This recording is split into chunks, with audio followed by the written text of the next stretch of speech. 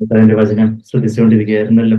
2 പത്രോസ് 1-ാം അധ്യായത്തിന്റെ 3 മുതൽ 11 വരെയുള്ള വാക്യങ്ങളാണ് നമ്മൾ പ്രാരംഭമായിട്ട് നമ്മൾ കണ്ടത്. പത്രോസ് അപ്പോസ്തലൻ മരിക്കുന്നതിന് മുമ്പായിട്ട് എഴുതിയിട്ടുള്ള പത്രോസിന്റെ രണ്ടാമത്തെ ലേഖനം എന്നാണ് നമ്മൾ ഈ ലേഖനത്തിൽ നിന്ന് മനസ്സിലാക്കുന്നത്. കർത്താവിന്റെ സ്വഭാവത്തിനോട് നമ്മൾ അനുരൂപപ്പെടുന്ന ഒരു കാര്യം, ആ കാര്യമാണ് നമ്മൾ ഇന്ന് തുടർമാനോട്ട് കേട്ട് ദിവ്യ സ്വഭാവത്തിന് പങ്കാളികളാകുക എന്നുള്ളൊരു ഫ്രേസ് നിങ്ങൾ എല്ലാവരും ശ്രദ്ധിച്ചത്. ആ 2 പത്രോസ് 1-ാം അധ്യായത്തിന്റെ 4-ാമത്തെ വാക്യത്തില് ഇങ്ങനെ നമ്മൾ വായിക്കുന്നത്, ഇവയാൽ, അതിന്റെ ലാറ്റപ്പാട്ട് ഞാൻ വായിക്കുക. ഇവയാൽ നിങ്ങൾ ലോകത്തിൽ മോഹത്താലുള്ള നാശം വിട്ടൊഴിഞ്ഞിട്ട് ദിവ്യ സ്വഭാവത്തിന് കൂട്ടാളികളായി തീരുവാൻ ഇടവരുന്നു. അപ്പൊ പത്രോസ് അപ്പോസ്തലന് പത്രോസ് എത്ര ലേഖനം എഴുതിയിട്ടുണ്ട് ബൈബിളിൽ? 2 ലേഖനങ്ങൾ എഴുതിയിട്ടുണ്ട്. അപ്പൊ അതിന്റെ രണ്ടാമത്തെ ലേഖനം എഴുതി. അപ്പം പത്രോസ് മരിക്കുന്നതിന് തൊട്ട് മുമ്പ് പറയാൻ കാരണം എന്ന് പറഞ്ഞാൽ ഈ രണ്ടാമത്തെ ലേഖനത്തിന്റെ 1-ാം അധ്യായത്തിന്റെ 13-ാമത്തെ വാക്യം, ഇംഗ്ലീഷിലെ 14-ാമത്തെ വാക്യം നോക്കുവാണെങ്കിൽ, എന്റെ കൂടാരം പൊളിഞ്ഞു പോകുവാൻ അടുത്തിരിക്കുന്നു എന്ന് അറിഞ്ഞിരിക്കുകയാൽ. അതാരാ അറിവ് തന്നെ? അതിന്റെ 13-ാമത്തെ വാക്യം ഇങ്ങനെ, നമ്മുടെ കർത്താവായ യേശുക്രിസ്തു എനിക്ക് അറിവ് തന്നതുപോലെ he has made it clear to me എന്താ that the laying aside of my earthly dwelling is imminent. എന്റെ ഈ കൂടാരമൊക്കെ മാറ്റിവെക്കാനുള്ള സമയം അടുത്തു. എന്റെ കൂടാരം, ഈ ഭൗമികമായിട്ടുള്ള ഒരു കൂടാരം, ഈ ശരീരം പൊളിഞ്ഞു പോകുവാന് അടുത്തിരിക്കുന്നു എന്ന് കർത്താവായ യേശുക്രിസ്തു എനിക്ക് അറിവ് തന്നു. അപ്പൊ അതുകൊണ്ട് പത്രോസ് എന്ന് പറഞ്ഞാല് കർത്താവിന്റെ അടിമ ശിഷ്യൻ. കർത്താവിന്റെ മാർബോട് ചാരി ഇരുന്നില്ലെന്നുള്ളതേ ഉള്ളൂ. എന്നാൽ കർത്താവിനോട് അതുപോലെ അടുത്ത, കർത്താവിന്റെ മാർബോട് ചാരി ഇരുന്നത് നമ്മുടെ യോഹന്നാൻ അപ്പോസ്തലനാണെന്ന് നമുക്കറിയുന്ന. നമ്മള് ഈ സുവിശേഷങ്ങളൊക്കെ വായിക്കുമ്പോൾ പത്രോസ്, യാക്കോബ്, യോഹന്നാൻ, ആ ഓർഡറിലാണ് വായിക്കുന്നത്. പരിശുദ്ധാത്മാവ് ഒരു ഓർഡർ പറയുന്ന ആ ഒരു ഓർഡർ ഉണ്ട്. പത്രോസ്, യാക്കോബ്. യാക്കോബ് പിന്നെ അപ്പോസ്തലരുടെ 12-ാം അധ്യായത്തേക്കും ശിരച്ഛേദം ചെയ്യപ്പെട്ടു. പിന്നീട് കർത്താവിന്റെ സഹോദരനായ ഒരു യാക്കോബാണ് പിന്നെ യാക്കോബിന്റെ ലേഖനമൊക്കെ എഴുതുന്നുള്ള കാര്യമൊക്കെ നമുക്കറിയാം. അപ്പം പത്രോസ്, യാക്കോബ്, യോഹന്നാൻ, ആ ശിഷ്യന്മാരുടെ പേര്, 12 പേരുടെ പേര് പറയുമ്പോഴാവട്ടെ, പിന്നീട് പല സ്ഥലത്തും മറുരൂപമലയില് പോയ കാര്യമൊക്കെ പത്രോസ് ഈ ലേഖനത്തിൽ തന്നെ നമ്മുടെ ഈ 1-ാം അധ്യായത്തിൽ തന്നെ, 2 പത്രോസ് 1-ാം അധ്യായത്തിൽ തന്നെ ആ ഒരു മറുരൂപമലയിൽ തന്നെ ദൈവത്തിന്റെ, കർത്താവിന്റെ ആ ഒരു അട്രൻസ്, ശബ്ദം കേട്ടതായിട്ടൊക്കെ 18-ാമത്തെ വാക്യത്തിൽ, ഞങ്ങൾ അവനോടുകൂടി വിശുദ്ധ പർവ്വതത്തിൽ, ആ മറുരൂപമലയെ കുറിച്ച് പറയുക, വിശുദ്ധ പർവ്വതത്തിൽ ഇരിക്കുമ്പോൾ സ്വർഗത്തിൽ നിന്ന് ഈ ശബ്ദം ഉണ്ടായത് കേട്ട് എന്നൊക്കെ പറഞ്ഞ്, അതുപോലെ കർത്താവിനോട് കൂടെ ചേർന്ന്, അതുപോലെ 3.5 വർഷക്കാലം കർത്താവിനോട് കൂടെ ഏറ്റവും അടുത്ത് ജീവിച്ച ആ ഒരു പത്രോസ്, ആ പത്രോസിനാണ് സ്വർഗരാജ്യത്തിന് താക്കോലൊക്കെ, ചാവിയൊക്കെ തരുന്നെന്നും പറഞ്ഞ് ഏൽപ്പിച്ചത്. എന്താ, നമ്മളത് മത്തായി 16-ാം അധ്യായത്തിൽ വായിക്കുന്നുണ്ട്. അതുപോലെ തന്നെ ആ സ്വർഗരാജ്യത്തിലേക്കുള്ള ചാവി ആയിട്ട് അനേകരെ സ്വർഗരാജ്യത്തിലേക്ക് കടത്തി വിടുവാനായിട്ട് പെന്തക്കോസ്ത് നാളില് അപ്പോസ്തലരുടെ 2-ാം അധ്യായത്തില് യഹൂദന്മാര് 3000-ഓളം യഹൂദന്മാര് വിശ്വാസത്തിലേക്ക് വരുന്നതായിട്ടും, പിന്നീട് 5000-ഓളം വിശ്വാസത്തിലേക്ക് വരുന്നതായിട്ടും, പിന്നീട് ശമരിയ പട്ടണത്തിലേക്ക് ഫിലിപ്പോസാണ് ആദ്യം പോകുന്നതെന്നുണ്ടെങ്കിൽ പോലും അവരെ ചെന്ന് ഉറപ്പിക്കാനായിട്ട് പത്രോസും യോഹന്നാനും ചെല്ലുന്നതായിട്ട് കാണുന്നുണ്ട്. പിന്നെ അപ്പോസ്തലരുടെ 10-ാം അധ്യായത്തിലും കൊർന്നേലിയോസ് ആദ്യമായിട്ട് ജാതീയനായ ഒരാൾ, അതായത് യഹൂദനല്ലാത്ത ഒരാളിലേക്ക് സുവിശേഷം ചെല്ലുന്നത് എവിടെ? അപ്പോസ്തലരുടെ 10-ാം അധ്യായത്തില്. അവിടെ കൊർന്നേലിയോസിന്റെ ഭവനത്തില് ആരെയാ കർത്താവ് പറഞ്ഞയക്കുന്നേ? പത്രോസിനെ പറഞ്ഞയക്കുന്നത്. അതുപോലെ പത്രോസിന് ജാതീയനായ ഒരാളുടെ ഇടയ്ക്കേക്ക് ചെല്ലാൻ ഭയങ്കര വിമുഖത ഉണ്ടായിരുന്നു. എന്ന് വെച്ചാൽ യഹൂദന്മാരും ജാതിരായിട്ടുള്ള ആൾക്കാർ തമ്മിലൊരു സമ്പർക്കം ഇല്ലായിരുന്നു. അപ്പൊ അതുകൊണ്ട് 3 തവണ ദർശനമൊക്കെ കൊടുത്ത് ദൈവം അങ്ങനെ പത്രോസിനെ പറഞ്ഞയക്കുന്നതും ഒക്കെ നമ്മൾ വായിക്കുന്നുണ്ട്. എന്നാൽ പിന്നീട് പൗലോസിനെ ദൈവം അധികമായിട്ട് ഉപയോഗിക്കുന്നതായിട്ട്, പൗലോസായി പൗലോസിനെ ദൈവം അധികമായിട്ട് ഉപയോഗിക്കുന്നതായിട്ടൊക്കെ നമ്മൾ കാണുന്നുണ്ട് ചരിത്രത്തില്. എന്നാലും ഈവൻ പത്രോസിന് തന്നെ ചില വീഴ്ചകളൊക്കെ വരുന്നതായിട്ടും, പത്രോസ് ഇടയ്ക്ക് പരിശോധനയുടെ വിഷയത്തിലൊക്കെ ദൈവാത്മാവ് വെളിപ്പെടുത്തിയ ചില കാര്യങ്ങളോട് അത്ര അങ്ങ് കൂറ് പുലർത്താതെ കുറച്ച് മനുഷ്യമാനം തേടിപ്പോയി ഒന്ന് സ്ത്രീയുടേതായി പോകുന്നതൊക്കെ, കുറച്ചൊന്ന് ചാഞ്ചാടി പോകുന്നതൊക്കെ നമ്മൾ ഗലാത്യർ 2-ാം അധ്യായത്തിലൊക്കെ കാണുന്നുണ്ട്. അവിടെ ജൂനിയർ ആയിട്ടുള്ള പൗലോസ് നേർക്ക് നിന്ന് പത്രോസ് അപ്പോസ്തലനെ ശാസിച്ച് തിരുത്തുന്നതൊക്കെ നമ്മൾ കാണുന്നുണ്ട്. പക്ഷെ അതിലൊന്നും ഒഫൻഡഡ് ആയിട്ട് ഒരു മനത്താങ്ങൽ ഇടഞ്ഞെന്ന് തമിഴില് പറയാം. വെച്ചാൽ മുറിപ്പെട്ട്, ഇവിടെ തമിഴിലൊക്കെ ആദ്യം വരുന്നത്, ഇവിടെ തമിഴിന് വിട്ടുപോയിട്ടില്ലേ, മനത്താങ്ങൽ ഇടഞ്ഞു വെച്ചാല് ഇങ്ങനെ ആ ഒരു മുറിവുണ്ടായിട്ട് എന്നെ കുറിച്ച് അങ്ങനെ പറഞ്ഞു, എന്നെ എല്ലാവരുടെ മുൻപിൽ വെച്ച് അങ്ങനെ പറഞ്ഞു എന്നൊന്നും ചിന്തിക്കാതെ ഇങ്ങനെ പത്രോസ് ആ കറക്ഷനൊക്കെ അങ്ങ് ഏറ്റെടുത്ത് ഈ പത്രോസിന്റെ രണ്ടാമത്തെ ലേഖനത്തിന്റെ 3-ാം അധ്യായത്തില് അവസാനം പൗലോസിനെ കുറിച്ച് പറയുമ്പോൾ തന്നെ എന്റെ പ്രിയ സഹോദരനായ Paulos, my our beloved brother Paul എന്നവിടെ പറയുന്നുണ്ട്. ആ പൗലോസിനെ നിങ്ങളത് സൂക്ഷിച്ചുകൊണ്ട് അവൻ അത്ര ആള് പന്തിയല്ല എന്നല്ല പറഞ്ഞു വെക്കുന്നത്. ഇന്നത്തെ ക്രിസ്ത്യ ലോകത്തൊക്കെയാണെങ്കിൽ നമ്മൾ അതുകൊണ്ട കാര്യങ്ങളാണ്. അന്ന് അവൻ എന്നോട് അങ്ങനെ സംസാരിക്കാം, അപ്പൊ അങ്ങനെ ഒരു പാരം കൊടുക്കാം എന്ന രീതിയിൽ ഇങ്ങനെ മാസങ്ങളും വർഷങ്ങളും ഒരു തലവലിച്ച് എന്തെങ്കിലുമൊക്കെ ഒരു കുത്തു കൊടുക്കാൻ കിട്ടുന്ന അവസരത്തിൽ കുത്തു കൊടുക്കാനൊക്കെ നോക്കുന്ന ആൾക്കാരാ ഇന്ന് ക്രിസ്തീയ എന്ന് പറയുന്ന ലോകത്തുള്ള. എന്നാൽ ഈ 2 പത്രോസ് 3-ാം അധ്യായത്തിന് 15 അങ്ങനെ തന്നെ നമ്മുടെ പ്രിയ സഹോദരനായ പൗലോസും തനിക്ക് ലഭിച്ച ജ്ഞാനത്തിന് തക്കവണ്ണം നിങ്ങൾക്ക് ഇതിനെക്കുറിച്ച് സംസാരിക്കുന്ന സകല ലേഖനങ്ങളിൽ എഴുതിയിട്ടുണ്ടല്ലോ, അവയും ഗ്രഹിക്കുവാൻ പ്രയാസമുള്ള ചിലതുണ്ട്. പത്രോസ് ഒരു മുക്കുവനായിരിക്കും, വലിയ കാര്യങ്ങളൊന്നും അത്രയും ഗ്രഹിക്കാനൊന്നും പറ്റത്തില്ല. അത് ഗ്രഹിക്കാൻ പ്രയാസമുള്ള ചിലതുണ്ട്. അറിവില്ലാത്തവര് അസ്ഥിരന്മാരുമായവർ ശേഷം തിരുവെഴുത്തുകളെ എന്ന് പറഞ്ഞാൽ പൗലോസ് എഴുതിയത് തിരുവെഴുത്തുകളാണെന്ന് പത്രോസ് പറയും. അതുകൊണ്ട് ശേഷം തിരുവെഴുത്തുകൾ ചെയ്യുന്നത് പോലെ ഈ തിരുവെഴുത്തിനെ ചെയ്യുന്നു എന്ന് പറയുക. അപ്പം അസ്ഥിരന്മാരുമായവർ ശേഷം തിരുവെഴുത്തുകളെ പോലെ അത് തങ്ങളുടെ നാശത്തിനായി കൂട്ടിക്കളയുന്നു എന്നുള്ളൊരു കാര്യമൊക്കെ അവസാനം, അതായത് പത്രോസിന്റെ വാക്കുകൾ അവസാനിക്കുന്ന ഇനിയിപ്പോ 2-3 വാക്യങ്ങളും കൂടെ എഴുതുന്നുള്ളൂ. അതിന് തൊട്ട് മുമ്പായി 15-16 അധ്യായങ്ങളിൽ പൗലോസിന്റെ ആ മിനിസ്ട്രി, പൗലോസിന്റെ ആ ഒരു ശുശ്രൂഷയൊക്കെ അതുപോലെ ഊന്നി പറഞ്ഞുകൊണ്ട് അതിനൊക്കെ ഒരു പിൻബലം കൊടുത്തുകൊണ്ട് പത്രോസ് അപ്പോസ്തലന് AD 67-68 കാലഘട്ടത്തിൽ എഴുതപ്പെട്ടു. ഒരുപക്ഷെ റോമിൽ വെച്ച് എഴുതപ്പെട്ടതായിരിക്കണം. റോമിലാണ് പിന്നീട് പത്രോസ് തലകീഴായി ക്രൂശിക്കപ്പെട്ടതായിട്ടാണ് ചരിത്രം പറയുന്നത്. അപ്പം ഒരുപക്ഷെ മരണത്തിന് തൊട്ട് മുമ്പായിട്ട് എഴുതുന്നു, തന്റെ കൂടാരം പൊളിയാൻ പോകുന്നു എന്നൊക്കെ പറഞ്ഞ് കർത്താവ് എനിക്കത് ക്ലിയർ ആക്കി അപ്പം എന്നൊക്കെ പറഞ്ഞ് അവസാനമായിട്ട് എഴുതുമ്പോൾ ഒരുപക്ഷെ റോമിൽ വെച്ച് തന്നെ എഴുതിയതായിരിക്കാം. അന്ന് റോമൻ ഗവൺമെന്റ് ആയിരുന്നു ഭരിച്ചിരുന്നത്. റോമൻ ഗവൺമെന്റ് ക്രിസ്തീയതയ്ക്ക് എത്രയും എതിരായിരുന്നു. ആ റോമൻ ചക്രവർത്തിയായിട്ട് നീറോ ആണ് പൗലോസിനെ തന്നെ ശിരച്ഛേദം ചെയ്യുവാന് തന്റെ 67-ാമത്തെ വയസ്സിലൊക്കെ ഇടയാക്കിയത്.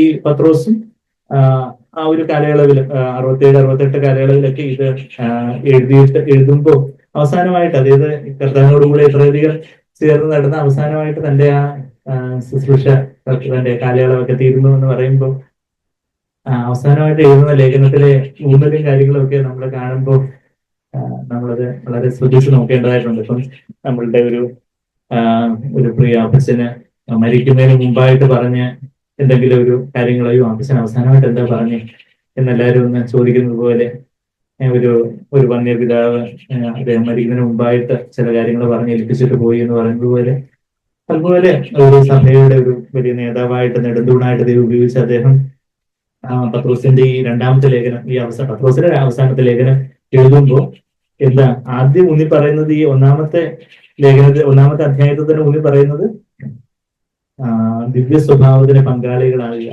കർത്താവിന്റെ സ്വഭാവം, നമ്മളുടെ ക്രിസ്തീയ ജീവിതം എന്ന് പറഞ്ഞാല് പല ശുശ്രൂഷകള്, പല കൺവെൻഷനുകൾ നടത്തുന്നു, അത് ചെയ്യുന്നു, ഇത് ചെയ്യുന്നു, കുറെ പ്രവർത്തനങ്ങള്, പല റിപ്പോർട്ട് അയക്കുന്നു, ഞങ്ങൾ ഇന്നടത്ത് ഇന്നതൊക്കെ ചെയ്തു, വലിയ വലിയ കാര്യങ്ങളും വലിയ വലിയ പ്രവർത്തനങ്ങളും ഭയങ്കര ആരാധന, ഭയങ്കര വലിയ അതുപോലെയൊക്കെയുള്ള വലിയ വലിയ കാര്യങ്ങളും അങ്ങനെയുള്ള കാര്യങ്ങളൊന്നും അല്ല. ഞാൻ ഇന്ന കാര്യങ്ങളൊക്കെ ചെയ്തു, ഇത്ര പേരെ ഉയർത്തെഴുന്നേൽപ്പിച്ചു, ഇത്ര അത്ഭുതങ്ങളൊക്കെ ചെയ്തു, നിങ്ങൾക്ക് അതെല്ലാം ഓർമ്മയുണ്ടല്ലോ എന്ന് മറക്കരുത്, എന്റെ പേരിൽ സ്മാരകമൊക്കെ പണിയണം എന്നൊക്കെ പറഞ്ഞ് അതൊന്നും അല്ല പറയുന്നത്. മറിച്ച് താനൊന്നും മറഞ്ഞു പോകട്ടെ, മറിച്ച് യേശുവിന്റെ ആ സ്വഭാവത്തിലേക്ക്, ദിവ്യ സ്വഭാവത്തിന്, ആ 2 പത്രോസ് 1-ാം അധ്യായത്തിന്റെ 4-ാമത്തെ വാക്യം നമ്മുടെ CFC സഭകളിൽ നമ്മൾ എപ്പോഴും സാങ്കേറി ഊന്നി കേട്ടിട്ടുള്ള ഒരു വാക്യമാണ്. അതാണ് നമ്മളിപ്പം ആ 2 പത്രോസ് 1:4 ആ അവസാനത്തെ പകുതി, ഇവയാന്ന് പറയുമ്പോൾ ഒരുപാട് വാഗ്ദത്തങ്ങൾ ദൈവം നൽകിയിട്ടുണ്ട്. ദൈവവചനത്തിൽ ഏറ്റവും വലിയ വാഗ്ദത്തം ഏതാണ്? നമ്മള് അത് ഈ 2 പത്രോസ് 1:4 കാണുന്നുണ്ട്. ഏറ്റവും വലിയ വാഗ്ദത്തം എന്താണെന്ന് പറയാൻ കാരണം എന്ന് വെച്ചാൽ എല്ലാ വാഗ്ദത്തങ്ങളും, എല്ലാ പ്രോമിസസും, എല്ലാ വാഗ്ദാനങ്ങളും ദൈവം നൽകിയിട്ടുള്ളത് ഈ ഒരു വാഗ്ദാനത്തിന് വേണ്ടിയാണെന്ന് പറയുമ്പോൾ ഏറ്റവും വലിയ വാഗ്ദാനം ഏതാ? ഈ വാഗ്ദാനമാണ്. എന്താ? എല്ലാ വാഗ്ദത്തങ്ങളും നമ്മൾ ആ 2 പത്രോസ് 1:4 പത്രോസ് അപ്പോസ്തലന്റെ ഊന്നൽ നമ്മൾ നോക്കുമ്പോൾ അതാ നമ്മൾ വായിക്കുന്നേ. അവയാൽ ആ കാര്യങ്ങളൊക്കെ നമുക്കൊന്ന് അതിലേക്ക് വരാം. എന്നാൽ അവയാൽ അവൻ നമുക്ക് വിലയേറിയതും ഒരുപാട് പ്രഷ്യസ് ആയിട്ടുള്ള, വിലയേറിയതായിട്ടുള്ള, അതിമഹത്തായിട്ടുള്ള വാഗ്ദത്തങ്ങൾ നൽകിയിരിക്കുന്നു. ഇവയാൽ, ഈ വാഗ്ദത്തങ്ങളാല് നിങ്ങള് ലോകത്തിലെ മോഹങ്ങളുണ്ട്, ആ മോഹത്താല് നാശമേ വരുത്തുള്ളൂ. ആ നാശമൊക്കെ വിട്ടൊഴിഞ്ഞിട്ട്, അതായത് നമ്മുടെ ജഡമുണ്ട്, ജഡമാകുന്ന ഒരു തിരശ്ശീല. അത് ഈ ലോക വ്യവസ്ഥ നിയന്ത്രിക്കുന്ന പിശാച്, ലോകത്തിന് അധിപതിയായിട്ടുള്ള പിശാച് ഈ ലോക വ്യവസ്ഥയിലൂടെ നമ്മുടെ ജഡത്തിലെ കുറെ മോഹങ്ങളുണ്ട്. ആ ലോകത്താലുള്ള മോഹം അത് ആ ജഡത്തിൽ നമ്മൾ കീഴടങ്ങുമ്പോൾ അതൊരു നിത്യനാശത്തിലേക്ക് പോകുന്ന ഒരു കാര്യമാണ്. നമ്മളുടെ ദേഹിയുടെ പൂർണ്ണ രക്ഷയെ ദൈവം ആഗ്രഹിക്കുന്നത്. ആ ദേഹിയുടെ പൂർണ്ണ രക്ഷയെ പൂർണ്ണമായിട്ട് നമ്മൾ രക്ഷിക്കപ്പെടുവാന്, പൂർണ്ണമായിട്ടും ആ പൂർണ്ണ രക്ഷയിലേക്ക് വരാതെ നമ്മളുടെ ദേഹി നിത്യനാശത്തിലേക്ക് പോകാന്, നമ്മുടെ പ്രാണൻ നിത്യനാശത്തിലേക്ക് പോകുവാന്, സകല ലോകത്തെ നേടിയാലും നിങ്ങളുടെ ആത്മാവിനെ നേടിയാൽ എന്ത് പ്രയോജനം എന്നാണ് നമ്മൾ സാധാരണ പരിഭാഷ നമ്മൾ കേട്ടിട്ടുള്ളത്. യഥാർത്ഥത്തിൽ അവിടെ പ്രോഫിറ്റ്സ് യുവർ സോൾ എന്നാണ് അവിടെ യഥാർത്ഥത്തിൽ സൈക്കെ സുഖി, നമ്മുടെ പ്രാണനെ നഷ്ടപ്പെടുത്തിയാൽ എന്ന് പറഞ്ഞാൽ, ഇപ്പം ഓഫ്കോഴ്സിനോ അൺബിലീവേഴ്സിന്റെ കോണ്ടെക്സ്റ്റ് പറയുവാണെങ്കിൽ അവിടെ ആത്മാവ് തന്നെ നിത്യമായിട്ട് നഷ്ടപ്പെടുക. എന്നാൽ വിശ്വാസികളുടെ സന്ദർഭത്തിൽ വെച്ച്, വിശ്വാസികളുടെ കോണ്ടെക്സ്റ്റ് പറയുമ്പോൾ നമ്മുടെ ആത്മാവ് രക്ഷിക്കപ്പെട്ടു, ആത്മാവ് രക്ഷിക്കപ്പെട്ടത് യഥാർത്ഥത്തിൽ. ഇനിയിപ്പോ ദേഹം രക്ഷിക്കപ്പെടാൻ പോകുന്നു, കർത്താവിന്റെ രണ്ടാമത്തെ വരവിൽ നമുക്കൊരു പുതിയ പുനരുദ്ധാന ശരീരം കിട്ടും. പിന്നെ ഈ ആത്മാവിന്റെയും ദേഹത്തിന്റെ ഇടയിൽ എന്താ ഉള്ളത്? ദേഹിയുണ്ട്. ആത്മാവ് ദേഹി ദേഹം എന്നാണ് 1 തെസ്സലോനിയർ 5-ാം അധ്യായത്തിന്റെ 23-ാമത്തെ വാക്യത്തിൽ നമ്മൾ പലപ്പോഴും വായിച്ചിട്ടുണ്ട് അല്ലെ. 1 തെസ്സലോനിയർ 5:23 എന്താ? ആത്മാവ് ദേഹി ദേഹം. അപ്പൊ ആത്മാവ് രക്ഷിക്കപ്പെട്ടു. ആത്മാവ് എന്ന് പറഞ്ഞാൽ നമ്മളുടെ ദൈവമായിട്ട് കമ്മ്യൂണിക്കേറ്റ് ചെയ്യുന്ന, ദൈവമായിട്ട് ആശയവിനിമയം ചെയ്യുന്ന നമ്മളുടെ ഏറ്റവും അകത്തെ ആ ഒരു part of A being that communicates with God. ദൈവത്തോട് ആശയവിനിമയം ചെയ്യാൻ സാധിക്കുന്ന, ദൈവത്തോട് ഒന്നായി തീരാൻ സാധിക്കുന്ന നമ്മളുടെ ആ ഭാഗമാണ് ആത്മാവ്. നമുക്ക് ദേഹവും ദേഹി എന്താന്ന് പറഞ്ഞാൽ ആത്മാവ് എന്താന്ന് കുറച്ചുകൂടെ വ്യക്തമാകും. എന്നുവെച്ചാല് ദേഹം എന്ന് പറഞ്ഞാൽ നമുക്കറിയാം, ഈ ടാൻജിബിൾ ആയിട്ടുള്ള ബോഡി, തൊട്ട് നോക്കാൻ പറ്റുന്ന ഈ കൈയും കാലും, ഈ ശരീരം, അനാറ്റമിക്കൽ ബോഡി. പിന്നെ പ്രാണൻ എന്ന് പറഞ്ഞാൽ എന്താ? പ്രാണൻ അല്ലെങ്കിൽ സോൾ അല്ലെങ്കിൽ ദേഹി എന്ന് പല പല നാമങ്ങളിൽ നമ്മൾ പറയുന്ന ഈ ദേഹി എന്ന് പറഞ്ഞാൽ നമ്മളുടെ തലച്ചോറിന്റെ ഫങ്ഷൻസ് എന്ന് പറയും. നമ്മുടെ തലച്ചോറുകൊണ്ട് നമ്മൾ ചിന്തിക്കുന്നു, നമ്മൾക്ക് ഫീൽ ചെയ്യുന്നു, ചില തോന്നലുകള്, ചില തീരുമാനങ്ങൾ എടുക്കുന്നു. അത് നമ്മൾ സാധാരണ പറയും തോട്ട് ഇമോഷൻ ബിഹേവിയേഴ്സ് എന്ന് നമ്മൾ പറയാറുണ്ട്. Thought emotions decisions. നമ്മുടെ ചിന്തകള്, നമ്മുടെ വികാരങ്ങള്, നമ്മുടെ തീരുമാനങ്ങളെല്ലാം അടങ്ങുന്ന നമ്മളുടെ വ്യക്തിത്വം, നമ്മളുടെ തലച്ചോറിന്റെ ഫങ്ഷൻസ് എല്ലാം കൂടെ ചേർന്നാണ് നമ്മുടെ ദേഹി എന്ന് പറയുന്നത്. അതാണ് നമ്മുടെ പ്രാണൻ, നമ്മുടെ ദേഹി. പിന്നെ അപ്പൊ നമ്മൾ ചിന്തിക്കുന്ന പറയുന്ന കാര്യങ്ങളൊക്കെ നമ്മുടെ ദേഹിയുടെ തലത്തിലാണ്. പിന്നെ ആത്മാവ് എന്ന് പറഞ്ഞാല് വീണ്ടും ജനിക്കാത്ത ഒരാളെ സംബന്ധിച്ചുള്ള ആത്മാവ് മരിച്ച അവസ്ഥയില്ല. എന്നാൽ യഥാർത്ഥത്തില് നമ്മള് കർത്താവേ ഞാൻ പാപിയാണ്, അവിടുന്ന് എനിക്ക് വേണ്ടി മരിച്ചു ഉയർത്തെഴുന്നേറ്റു, അവിടുന്ന് മാത്രമേ സത്യദൈവമായിട്ടുള്ളൂ, അവിടുന്ന് കർത്താവേ എനിക്കായിട്ട് ജീവനെ തന്നല്ലോ എന്ന് പറഞ്ഞ് നമ്മളുടെ സ്വന്തം ഇഷ്ടത്തിൽ നിന്നല്ല, സ്വന്തം ഇഷ്ടം എന്ന് പറഞ്ഞാൽ നമ്മുടെ പാപത്തിൽ നിന്ന്, നമ്മുടെ സ്വന്തം ഇഷ്ടത്തിൽ നിന്നെല്ലാം വേർതിരിഞ്ഞ് കർത്താവേ ഞാൻ അങ്ങേക്കായിട്ട് എന്റെ ജീവിതം തരുന്നു എന്ന് പറയുമ്പോൾ അവിടെ ആത്മാവിന് പരിശുദ്ധാത്മാവ് വന്ന് നമുക്കൊരു ജീവൻ ഉണ്ടാവുന്നത്. അപ്പൊ ആത്മാവിന്റെ രക്ഷ നമ്മളെ രക്ഷിക്കപ്പെടുന്ന അവസ്ഥയിൽ നടന്നു കഴിഞ്ഞു. അപ്പൊ ആ ഒരു രക്ഷ നമ്മൾ ആദ്യം ഉറപ്പാക്കണം. നമ്മളെ രക്ഷിക്കപ്പെട്ടിട്ടുണ്ടോ? നമ്മളെ എന്റെ ഇഷ്ടമൊന്നും വേണ്ട കർത്താവെ, അവിടുത്തെ ഇഷ്ടത്തിനായിട്ട് ഞാൻ എന്നെ സമർപ്പിക്കുന്നു എന്ന് പറഞ്ഞ് കർത്താവ് എനിക്കൊരു മരിച്ചു എഴുന്നേറ്റു എന്ന് പറഞ്ഞ് നമ്മുടെ ജീവിതത്തെ, നീ എന്റെ ഇഷ്ടം പോലെ ഒന്നും എന്റെ ജീവിതത്തിൽ നടക്കണ്ട, ഞാൻ അവിടുത്തെ ഇഷ്ടം പോലെ മതി എന്ന് പറഞ്ഞ് നമ്മുടെ ജീവിതത്തെ നമ്മൾ അതുപോലെ സമർപ്പിച്ചിട്ടുണ്ടോ? അങ്ങനെ നമ്മൾ സമർപ്പിച്ചിട്ടില്ലെങ്കിൽ നമ്മൾ രക്ഷിക്കപ്പെട്ടോ എന്നുള്ള കാര്യത്തിൽ ഉറപ്പില്ല എന്ന് പറയേണ്ടി വരും. നമ്മൾ യഥാർത്ഥത്തിൽ രക്ഷിക്കപ്പെടുന്ന എപ്പോഴാണ്? യേശുവിനെ കർത്താവ് നാഥനുമായിട്ട് അങ്ങ് സ്വീകരിച്ചു എന്തോ ഒരു ചടങ്ങ് മാതിരി എന്തെങ്കിലും പറയുന്ന കാര്യത്തിലല്ല, മറിച്ച് കർത്താവെ അവിടുന്ന് എന്റെ പാപങ്ങൾക്കായിട്ട് മരിച്ചു, അതുകൊണ്ട് കർത്താവെ എനിക്കായിട്ട് ജീവിക്കണ്ട, എന്റെ സ്വന്തം ഇഷ്ടത്തിനായിട്ട് ജീവിക്കണ്ട, ഞാൻ അവിടുത്തെ ഇഷ്ടത്തിനായിട്ട്. അവിടെ ഒരു എബൌട്ട് ഒരു 180 ഡിഗ്രി ടേൺ ഉണ്ട്, 180 ഡിഗ്രി ഒരു തിരിഞ്ഞു വരുന്ന ഒരു ഇതുണ്ട്. ഞാൻ ഇതുവരെ ലോകത്തിനായിട്ട് എന്റെ ഇഷ്ടത്തിനായിട്ട് ജീവിച്ചു, കർത്താവെ എനിക്ക് എന്റെ ഇഷ്ടമൊന്നും വേണ്ട, ഇഷ്ടം മതി എന്ന് പറഞ്ഞത് റിപ്പന്റൻസ്, മാനസാന്തരം. അങ്ങനെ ഞാൻ എന്റെ മാനസാന്തരപ്പെട്ട് എന്റെ ജീവിതത്തെ എന്റെ കർത്താവിനെ ഭരമേൽപ്പിക്കുമ്പോൾ, അങ്ങനെ വിശ്വസിച്ച് ഭരമേൽപ്പിക്കുമ്പോൾ ആ മാനസാന്തരത്തിലൂടെ, വിശ്വാസത്തിലൂടെയാണ് നമ്മൾ വീണ്ടും ജനിക്കുന്നത്. അപ്പൊ ആത്മാവിന്റെ രക്ഷ നടക്കുന്നു. പിന്നെ കർത്താവ് രണ്ടാമത് വരുമ്പോൾ നമ്മുടെ ദേഹത്തിന്റെ രക്ഷ എന്ന് പറഞ്ഞാൽ നമ്മുടെ ഈ ശരീരത്തിൽ ചില വൈകല്യങ്ങളോ ന്യൂനതകളോ ഒക്കെ കാണും. ഇപ്പൊ നമുക്ക് കണ്ണാടി വേണം, ചിലപ്പോൾ നമുക്ക് പല മരുന്നുകൾ എടുക്കേണ്ടതുണ്ട്, പ്രഷറിന്റെ മരുന്ന് എടുക്കണം, ഷുഗറിന്റെ മരുന്ന് എടുക്കണം, കൊളസ്ട്രോളിന്റെ മരുന്ന് എടുക്കണം, PhD ഉണ്ടെന്ന് പറയും, pressure heart diabetes, doctor philosophy അല്ല, പ്രഷർ ഹാർട്ട് ഡയബറ്റീസ് ഒക്കെ ഉണ്ട്. അപ്പൊ അതുകൊണ്ട് അതിനൊക്കെ മരുന്ന് എടുക്കണം, ഇൻസുലിൻ എടുക്കണം, അതെടുക്കണം, ഇതെടുക്കണം. അങ്ങനെയൊക്കെയുള്ള വളരെ താഴ്ചയുള്ള ഒരു ശരീരമാണ്. അതിന്റെ എല്ലാം കൂടെ ഒരു ഉയർച്ച എപ്പോഴാണ് വരുന്നത്? കർത്താവിന്റെ രണ്ടാമത്തെ വരവെങ്കിൽ കർത്താവ് നമുക്ക് പിന്നെ നമ്മള് മരുന്നിന്റെ ബോക്സും കൂടെ എടുത്തോണ്ട് പോകണം സ്വർഗത്തിലേക്ക് വരുന്നത്. നമുക്ക് ഒരു പുനരുദ്ധാന ശരീരം, ഒരു ന്യൂനതയില്ല നമുക്ക്. അതുപോലെ ഒരു പെർഫെക്റ്റ് ആയിട്ടുള്ള ഒരു ബോഡി കർത്താവിന്റെ വരവെങ്കിൽ ലഭിക്കും. അത് നമ്മുടെ ദേഹത്തിന്റെ രക്ഷ അത് കർത്താവ് ചെയ്യും. നമ്മളെ കഴിഞ്ഞ ആഴ്ച ഫിലിപ്പിയർ 3:21 വാക്യമൊക്കെ നമ്മൾ കഴിഞ്ഞ വെള്ളിയാഴ്ചയൊക്കെ ആ വാക്യങ്ങളൊക്കെ നമ്മൾ വായിച്ചാൽ അതിലേക്കൊന്നും പോകുന്നില്ല. പിന്നെ നമ്മുടെ ദേഹിയുടെ രക്ഷയാണ്. ആ ദേഹിയുടെ രക്ഷയുടെ കാര്യത്തിലാണ് നമ്മളിപ്പോ പറഞ്ഞ ഈ ഒരു കാര്യം. ഈ ലോകത്താല് ഉള്ള ഒരു മോഹമുണ്ട്, ലോകത്തിലെ മോഹത്താലുള്ള ഒരു നാശമുണ്ട്. ആ നാശം നമ്മളുടെ ദേഹിയെ നിത്യമായിട്ട് നശിപ്പിക്കാൻ വേണ്ടിയുള്ളത്. അപ്പൊ ആ നാശം വിട്ടൊഴിഞ്ഞിട്ട് വേണം ദിവ്യ സ്വഭാവത്തിന് കൂട്ടാളികളായി തീരുവാൻ. അപ്പൊ ആ ദിവ്യ സ്വഭാവത്തിന്, അതായത് യേശുവിന്റെ സ്വഭാവത്തിന് കൂട്ടാളികളായി തീരുവാൻ. അപ്പൊ അത് വേറെ റോമർ 8:29 വാക്യമൊക്കെ നമ്മൾ വായിച്ചു കേട്ടെ. നമ്മളെ കർത്താവ് ആദ്യജാതനായിട്ട് ഉയർത്തെഴുന്നേറ്റ ശേഷം കർത്താവ് ആദ്യജാതനായിട്ട് നമ്മളെ ഇളയ അനിയന്മാരും അനിയത്തിമാരും ആക്കിയത് എന്തിനു വേണ്ടിയാന്ന് ചോദിച്ചാൽ ഈ വലിയേട്ടൻ എന്ന് പറയുന്ന ആരാ? കർത്താവ്. യേശു കർത്താവ് നമ്മളുടെ ജ്യേഷ്ഠ സഹോദരനായി തീർന്നു കർത്താവിന്റെ പുനരുദ്ധാനത്തിലൂടെ. പിതാവിന്റെ ഏകജാതനായ പുത്രനായിരുന്നു യേശു ക്രിസ്തു.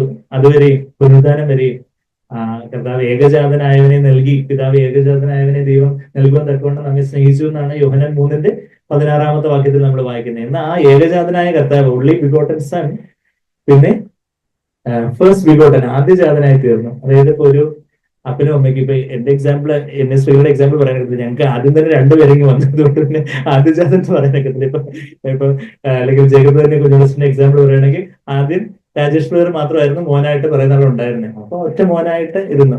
കുറെ നാൾ കഴിഞ്ഞപ്പോൾ രാജീവ് പ്ലെയറും കൂടെ മോനായിട്ട് ജനിച്ചു. അപ്പം പിന്നെ ആദ്യ ഏകജാതൻ എന്നുള്ളത് ആദ്യജാതനായി തീർന്നു എന്ന് പറയുന്നത് പോലെ കർത്താവ് പിതാവിന്റെ ഏകജാതനായവനായിട്ട് ദൈവത്തിന്റെ വചനമായിട്ടായിരുന്നു. എന്നാൽ പുനരുദ്ധാനത്തിന് ശേഷം മഗ്ദലക്കാരത്തി മറിയത്തോട് അവിടെ യോഹന്നാൻ 20 വാക്യമൊക്കെ നമ്മൾ കഴിഞ്ഞ ആഴ്ച വായിച്ചായിരുന്നു. എന്റെ സഹോദരന്മാരോടും എന്റെ പിതാവിനോട്, ഞാൻ ആ വാക്യം ഒന്ന് എടുത്ത് വായിക്കാം. യോഹന്നാൻ 20 അധ്യായത്തിന്റെ അതിന്റെ 17 വാക്യത്തിൽ എന്താ വായിക്കുന്നത്? യേശു അവളോട്, മഗ്ദലക്കാരത്തി മറിയത്തോട് പറയുക, എന്നെ തുടരുത്, ഞാൻ ഇതുവരെ പിതാവിന്റെ അടുക്കൽ കയറി പോയില്ല, എങ്കിലും എന്നെ തുടരുതെന്ന് പറയുമ്പോൾ എന്നെ ഇവിടെ പിടിച്ചു വെക്കരുത് എന്നുള്ളൊരു അർത്ഥത്തില്, സ്റ്റോപ്പ് ക്ലിങ്ങിങ് ടു മീ എന്നുള്ളൊരു അർത്ഥത്തിൽ, അതായത് എന്നെ തൊട്ടാൽ ഞാൻ അങ്ങ് അശുദ്ധനായി പോകും, ആ ഒരു അർത്ഥത്തിലല്ല പറയുന്നത്. എന്റെ ആ ഒരു ഗ്രീക്കിലെ ആ ഒരു വേർബിന്റെ ടെൻസ് ഒക്കെ വെച്ച് നോക്കുമ്പോൾ അതായത് മഗ്ദലക്കാരത്തി മറിയത്തിന് യേശുവിന്റെ കൂടെ തന്നെ, ഞാൻ ഇവിടെ തന്നെ അങ്ങ് ഇരുന്നോളാം, അപ്പൊ എന്നെ തൊട്ടുകൊണ്ട് നീ ഇവിടെ അങ്ങ് ഇരുന്ന് എന്നെ ഇവിടെ അങ്ങ് പിടിച്ചു വെച്ചുകൊണ്ടിരിക്കാതെ സഹോദരന്മാരുടെ അടുത്തേക്ക് ചെല്ലുക എന്നാണ് കർത്താവോട് പറയുന്നത്. ആക്ച്വലി അതാ, ഞാൻ ഇതുവരെ പിതാവിന്റെ അടുക്കിലേക്ക് കയറി പോയിട്ടില്ല, അപ്പൊ എങ്കിലും നീ എന്റെ സഹോദരന്മാരുടെ അടുക്കൽ ചെന്ന് എന്റെ പിതാവും നിങ്ങളുടെ പിതാവും എന്റെ ദൈവവും നിങ്ങളുടെ ദൈവമാവിന്റെ അടുക്കൽ ഞാൻ കയറി പോകുന്നു എന്ന് അവരോട് പറയുക. എന്റെ പിതാവും നിങ്ങളുടെ പിതാവുമാണ്, എന്റെ സഹോദരന്മാരാണ്. എന്റെ സഹോദരന്മാർ എന്ന് പറയുമ്പോൾ മഗ്ദലക്കാരത്തി മറിയത്തിന്റെ ബാക്കി ഇളയ പുത്രന്മാരുണ്ടായിരുന്നു, യാക്കോബ്, യോസേഫ് ഒക്കെ ഉള്ളതായിട്ട് നമ്മള് മർക്കോസ് 6 വാക്യത്തില് കർത്താവിന്റെ സഹോദരന്മാരുടെ പേരുകളൊക്കെ നമ്മൾ വായിക്കുന്നുണ്ട്. മഗ്ദലക്കാരത്തി മറിയം ചെന്ന് അവരുടെ എന്ന് പറയുന്നതായിട്ടാണ് നമ്മൾ വായിക്കുന്നത്. അവര് രക്തസഹോദരന്മാരായിരുന്നു. അവിടെ 4 പേര് നമ്മൾ വായിക്കുന്നുണ്ട്. മർക്കോസ് 6 വാക്യത്തിൽ ഇവൻ തച്ചനല്ലയോ എന്ന് പറഞ്ഞിട്ട് പറയുക, ഇവൻ മറിയയുടെ മകനും. മർക്കോസ് 6:3 യാക്കോബ്, യോസെ, യൂദാ, ശിമോൻ, 4 നല്ല യുവ സഹോദരന്മാരുണ്ടായിരുന്നു. അപ്പൊ എന്റെ സഹോദരന്മാരുടെ അടുത്ത് എന്ന് പറയണമെന്ന് പറഞ്ഞപ്പോൾ മഗ്ദലക്കാരത്തി മറിയത്തേക്ക് ഒരു സംശയമില്ലായിരുന്നു ഏത് സഹോദരന്മാരുടെ അടുത്തേ കർത്താവ് ഉദ്ദേശിച്ചത്. എന്റെ ഇഷ്ടം ചെയ്ത് എന്റെ ശബ്ദം കേട്ട് എന്റെ ഇഷ്ടം ചെയ്യുന്നവരത്ര എന്റെ അമ്മയും സഹോദരന്മാരും എന്ന് ഇതേ കർത്താവ് തന്നെ ലൂക്കോസ് 8 വാക്യത്തിൽ പറയുന്ന കാര്യമൊക്കെ നമുക്ക് അറിയാമല്ലോ. ലൂക്കോസ് 8 വാക്യത്തില് എന്താ പറയുന്നത്? എന്റെ അമ്മയും സഹോദരന്മാരും ദൈവവചനം കേട്ട് ചെയ്യുന്നവരത്രയും. അപ്പൊ ആ സഹോദരന്മാർക്ക് പിന്നീട് യാക്കോബും യൂദയൊക്കെ മനസ്സാന്തരപ്പെട്ട് വലിയ ദൈവദാസന്മാരായി തീർന്നു. എന്നാൽ ആ സമയത്തൊക്കെ അവർ വിശ്വസിക്കുന്നവരായിരുന്നില്ല എന്നാണ് യോഹന്നാൻ 7 വാക്യത്തിൽ നമ്മൾ വായിക്കുന്നത്. അപ്പൊ ഇവിടെ എന്റെ അമ്മയും സഹോദരന്മാരും ആരാ? എന്റെ വചനം കേട്ട് ചെയ്യുന്നവരത്രേ എന്ന് പറയുമ്പോൾ മഗ്ദലക്കാരത്തി മറിയ ആദ്യം ചെന്ന് ആരോട് ചെന്ന് പറഞ്ഞു? ശിഷ്യന്മാരോട് എന്ന് പറയുന്ന കാര്യം നമ്മൾ വായിക്കുന്നുണ്ട്. അപ്പൊ ഞാൻ പറഞ്ഞു വരുന്നതെന്ന് പറഞ്ഞാൽ കർത്താവ് ആദിജാതനാണ്, വലിയേട്ടനാണ്.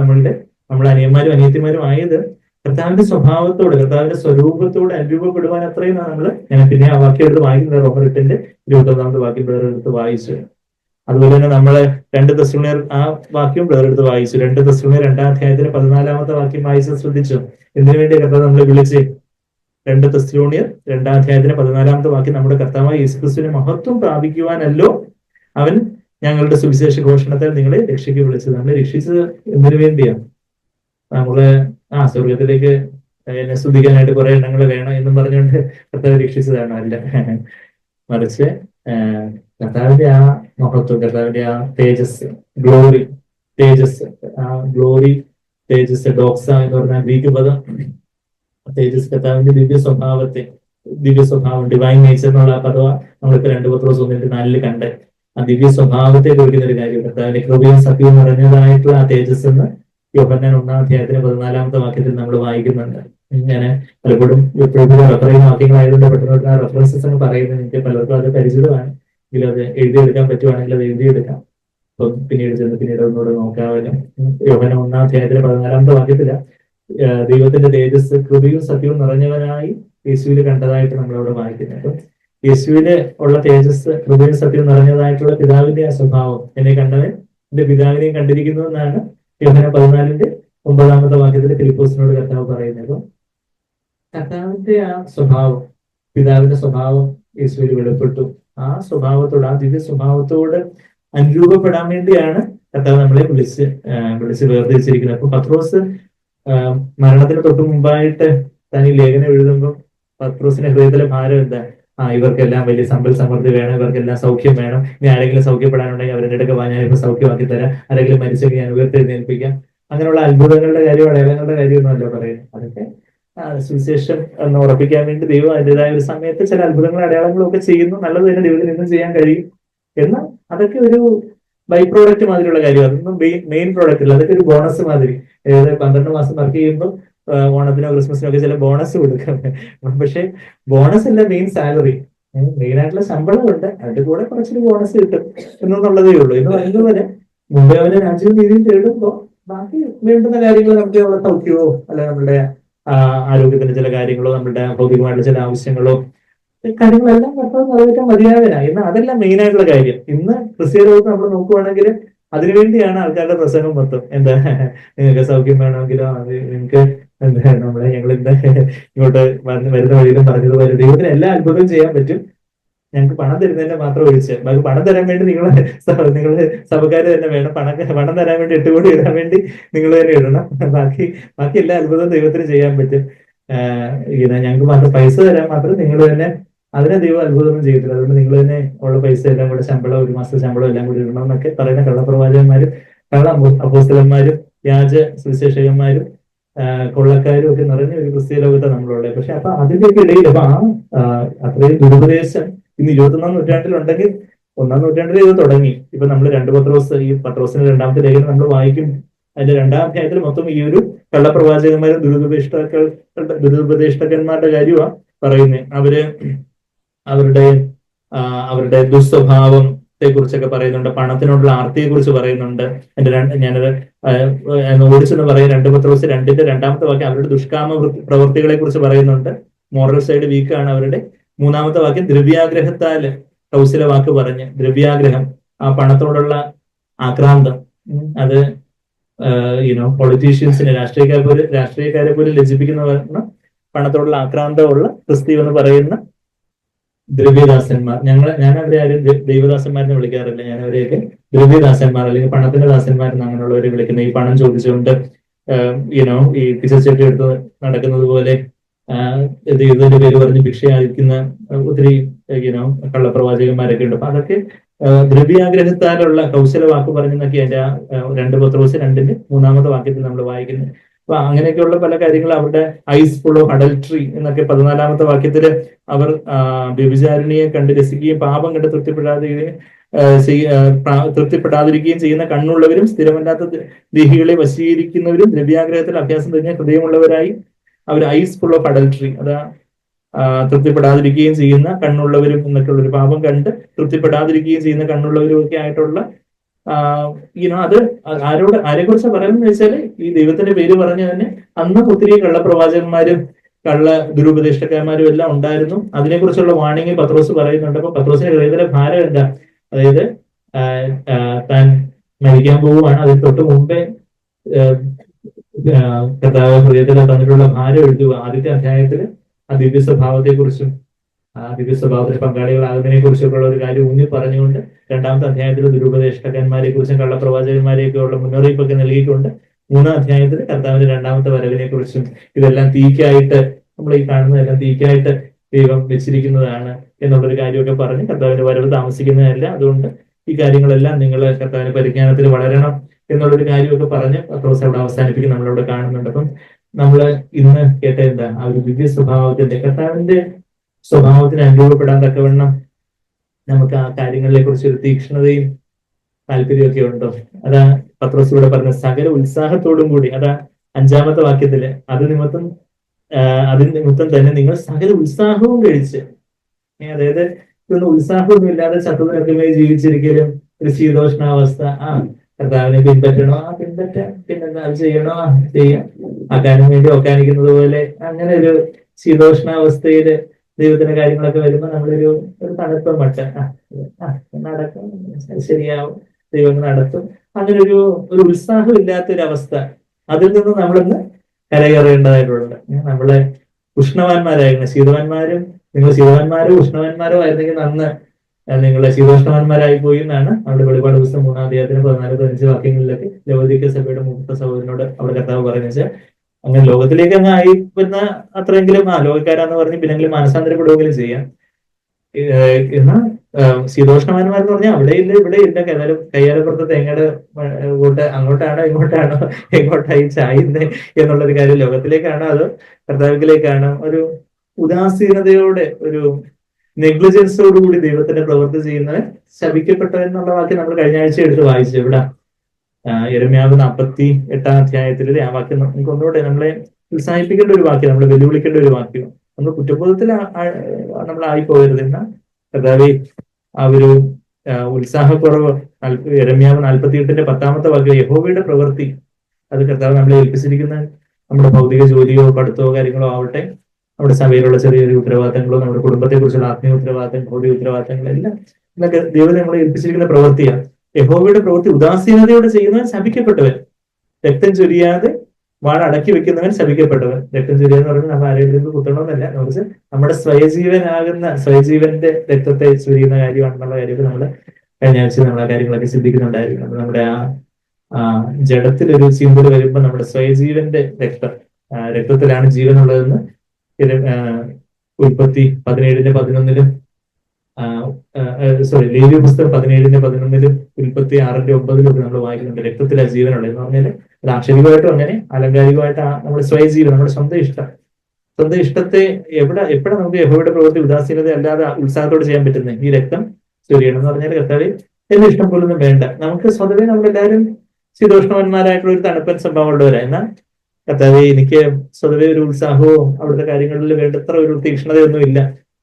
നിറച്ച കർത്താവെ ഞാൻ എന്റെ ആ തീക്ഷ്ണതയില്ലായ്മയെ, എന്റെ അതിസ്നേഹത്തിന്റെ ഒരു എരിവില്ലായ്മയെ, എന്റെ ഒരു ശീതോഷ്ണാവസ്ഥയെ കർത്താവെ ഞാൻ ഏറ്റുപറയുന്നു. കർത്താവെ എനിക്ക് വേണ്ടത്ര ഒരു ഉണർവ് എന്റെ ജീവിതത്തിൽ ഇല്ല. കർത്താവെ അവിടുത്തെ ആത്മാവിനെ നിറയ്ക്കണമേ, അവിടുത്തെ പരിശുദ്ധാത്മാവിനെ നിറയ്ക്കണമേ. ആ ഒരു ഉത്സാഹം, കർത്താവിന്റെ പ്രവൃത്തി, കർത്താവെ അവിടുന്ന് എന്നെ ഏൽപ്പിച്ചിരിക്കുന്ന എന്ത് കാര്യവും ഏറ്റവും ഉത്സാഹത്തോടെ അത് പൂർണ്ണഹൃദയത്തോടെ അങ്ങനെ സ്നേഹിച്ചുകൊണ്ട് ചെയ്യുവാൻ എന്നെ സഹായിക്കുന്നത്. കർത്താവിന്റെ പ്രവൃത്തി ഉദാസീനത അല്ലാതെ വളരെ ഉത്സാഹത്തോടെ ചെയ്ത് നമ്മളെ സ്വയജീവന് രക്തം ചൊരിഞ്ഞ് കർത്താവെ അവിടുത്തെ ഇഷ്ടം ചെയ്യുവാൻ, രക്തം ചൊരിയുവോളം പ്രാണത്യാഗത്തോടെ പാപത്തെ എതിർത്ത് നിൽക്കണമെന്നൊക്കെ എബ്രായർ 12-ന്റെ 4-ാമത്തെ വാക്യത്തിൽ നമ്മൾ വായിക്കുമ്പോൾ അവിടെ ശരിക്കും അതിന്റെ ആ എക്സാക്ട് ആയിട്ട് ഗ്രീക്ക് പരിഭാഷ the point of shedding of blood, രക്തം ചൊരിയോളം എന്ന അവിടെ പരിഭാഷ വേണ്ടത്. ഇംഗ്ലീഷിൽ അങ്ങനെ NSB-യിലൊക്കെ പരിഭാഷപ്പെടുത്തിയിട്ടുള്ള പ്രാണത്യാഗത്തോളം നമ്മൾ രക്തം ചൊരിയോളം എന്ന് പറഞ്ഞാൽ നമ്മുടെ സ്വയജീവന്റെ രക്തച്ചൊരിച്ചിലുണ്ട്. പല കാര്യത്തിലും പാപത്തിന് പല പ്രലോഭനങ്ങൾ വരുമ്പോൾ നമുക്ക് അതിനങ്ങ് ഈട് ചെയ്ത് കൊടുക്കാൻ നമുക്ക് കോപിക്കാനോ മോഹിക്കാനോ ആകുലപ്പെടാനോ പരാതി പറയാനോ കുറുകുറുക്കാനോ അസൂയപ്പെടാനോ അങ്ങനെയൊക്കെയുള്ള പല പ്രലോഭനങ്ങൾ നമ്മുടെ ജീവിതത്തിൽ വരുമ്പോൾ, പണത്തെ സ്നേഹിക്കുവാനോ മനുഷ്യമാനം തേടാനോ അങ്ങനെയൊക്കെയുള്ള പല കാര്യങ്ങൾ നമ്മുടെ ജീവിതത്തിലേക്ക് വരുമ്പോൾ അവിടെ കർത്താവേ എന്റെ ജഡത്തിന്റെ ഇഷ്ടം പോലെ അങ്ങ് രക്തച്ചൊരിച്ചൊന്നും ഇല്ലാതെ അങ്ങ് ഉദാസീനതയോടെ അങ്ങ് പോവാനാ നമുക്ക് സ്വാഭാവികമായിട്ടുള്ള ഇഷ്ടം. പക്ഷെ അവിടെ കർത്താവോട് രക്തച്ചൊരിച്ചിലുണ്ട്.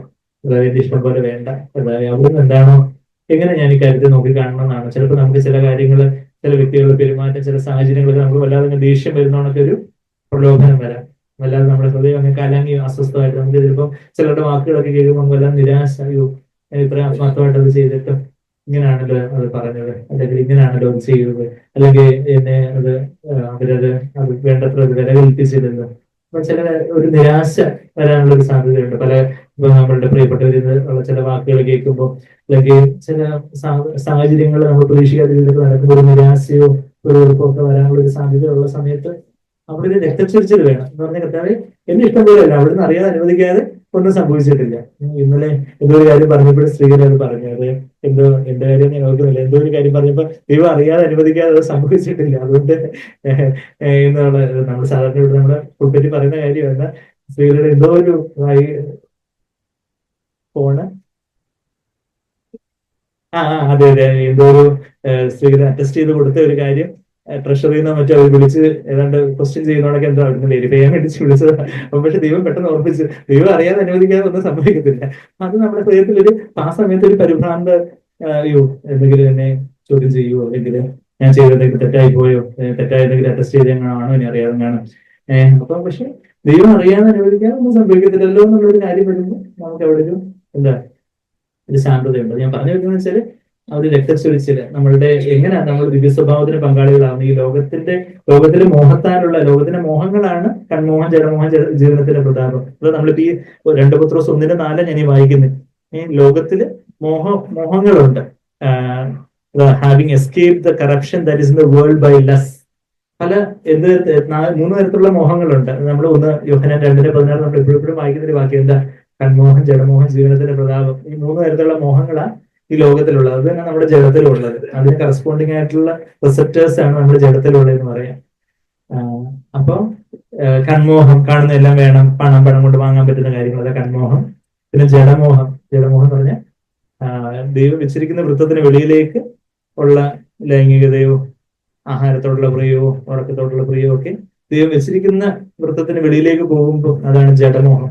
പിന്നെ ജീവനത്തിന്റെ പ്രതാപം എന്ന് പറയുമ്പോൾ അമ്പട ഞാനേ, അല്ലെങ്കിൽ അയ്യോ പാവം ഞാനേ, അല്ലെങ്കിൽ അവരെന്നെ കുറിച്ച് എന്ത് പറയും, അയ്യോ അവരെന്നെ കരുതിയില്ല, എന്നെ വിളിച്ചില്ല, അയ്യോ അവരെന്നോട് ഇങ്ങനെ സംസാരിച്ചല്ലോ, അയ്യോ എന്നെ ഇങ്ങനെ ഭീഷണിപ്പെടുത്തിയോ, അല്ലെങ്കിൽ എന്നെ കുറിച്ച് ഇങ്ങനെ പറഞ്ഞു, അവര് വഴക്കിടാൻ വരൂ, നാളെ എന്താവും, അയ്യോ നാളെ പരീക്ഷയാണ്, നാളെ എന്റെ മക്കൾക്ക് പരീക്ഷയുണ്ട്, മറ്റന്നാളെ അവരുടെ മോഡൽ തുടങ്ങും, മറ്റന്നാൾ ബോർഡ് എക്സാം, അയ്യോ ആ ഒരു ആകുല ചിന്തകള്, അവര് മാർക്ക് കുറയൂ, അതൊക്കെ ഈ ജീവിതത്തിന്റെ പ്രതാപത്തിൽ നിന്ന് വരുന്ന കാര്യങ്ങൾ. പക്ഷെ അവിടെ അങ്ങനെയൊക്കെയുള്ള സാഹചര്യങ്ങൾ വരുമ്പോൾ ആ ലോകത്തിൽ ഈ മോഹത്താല് എന്തേ ഉണ്ടാകത്തുള്ളൂ, നമ്മളുടെ നമ്മുടെ പ്രാണൻ അങ്ങ് നാശത്തിന്, നിത്യമായിട്ടുള്ള നാശത്തിലേക്ക് പോകത്തേ ഉള്ളൂ.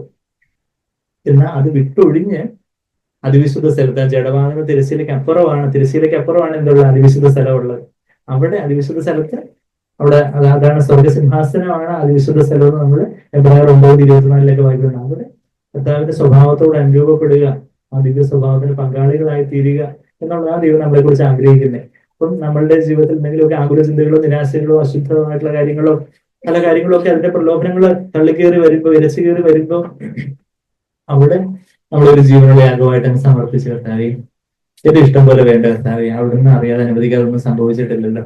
ദൈവത്തിന് അവിടുത്തെ ഇഷ്ടത്തിനായിട്ട്, അവിടുത്തെ വചനത്തിനായിട്ട്, അവിടുത്തെ ഇഷ്ടത്തിനായിട്ട് എന്നെ അങ്ങ് ഏൽപ്പിച്ചു തരുന്നു എന്ന് പറയുമ്പോൾ അവിടെ നമ്മൾ എന്താ ഈ ലോകത്തിൽ മോഹത്താലുള്ള നാശമൊക്കെ വിട്ടൊഴിഞ്ഞ് ഞാൻ അതിവിശുദ്ധ സ്ഥലത്തേക്ക് പ്രവേശിക്കുക, കർത്താവിന്റെ സ്വർഗസിംഹാസനത്തിലേക്ക്, കർത്താവിന്റെ ദിവ്യ സ്വഭാവത്തോട് പങ്കാളികളാവും. അവിടെ എനിക്ക് എന്റെ കർത്താവിനെ കാണാനും, കർത്താവ് എത്ര ക്ഷമാശീലനാണ്, കർത്താവിന്റെ ഒരു നിരാശയില്ലായിരുന്നു, കർത്താവിന്റെ എതിരായിട്ട് എന്തെല്ലാം ആൾക്കാർ എന്തെല്ലാം പറഞ്ഞു,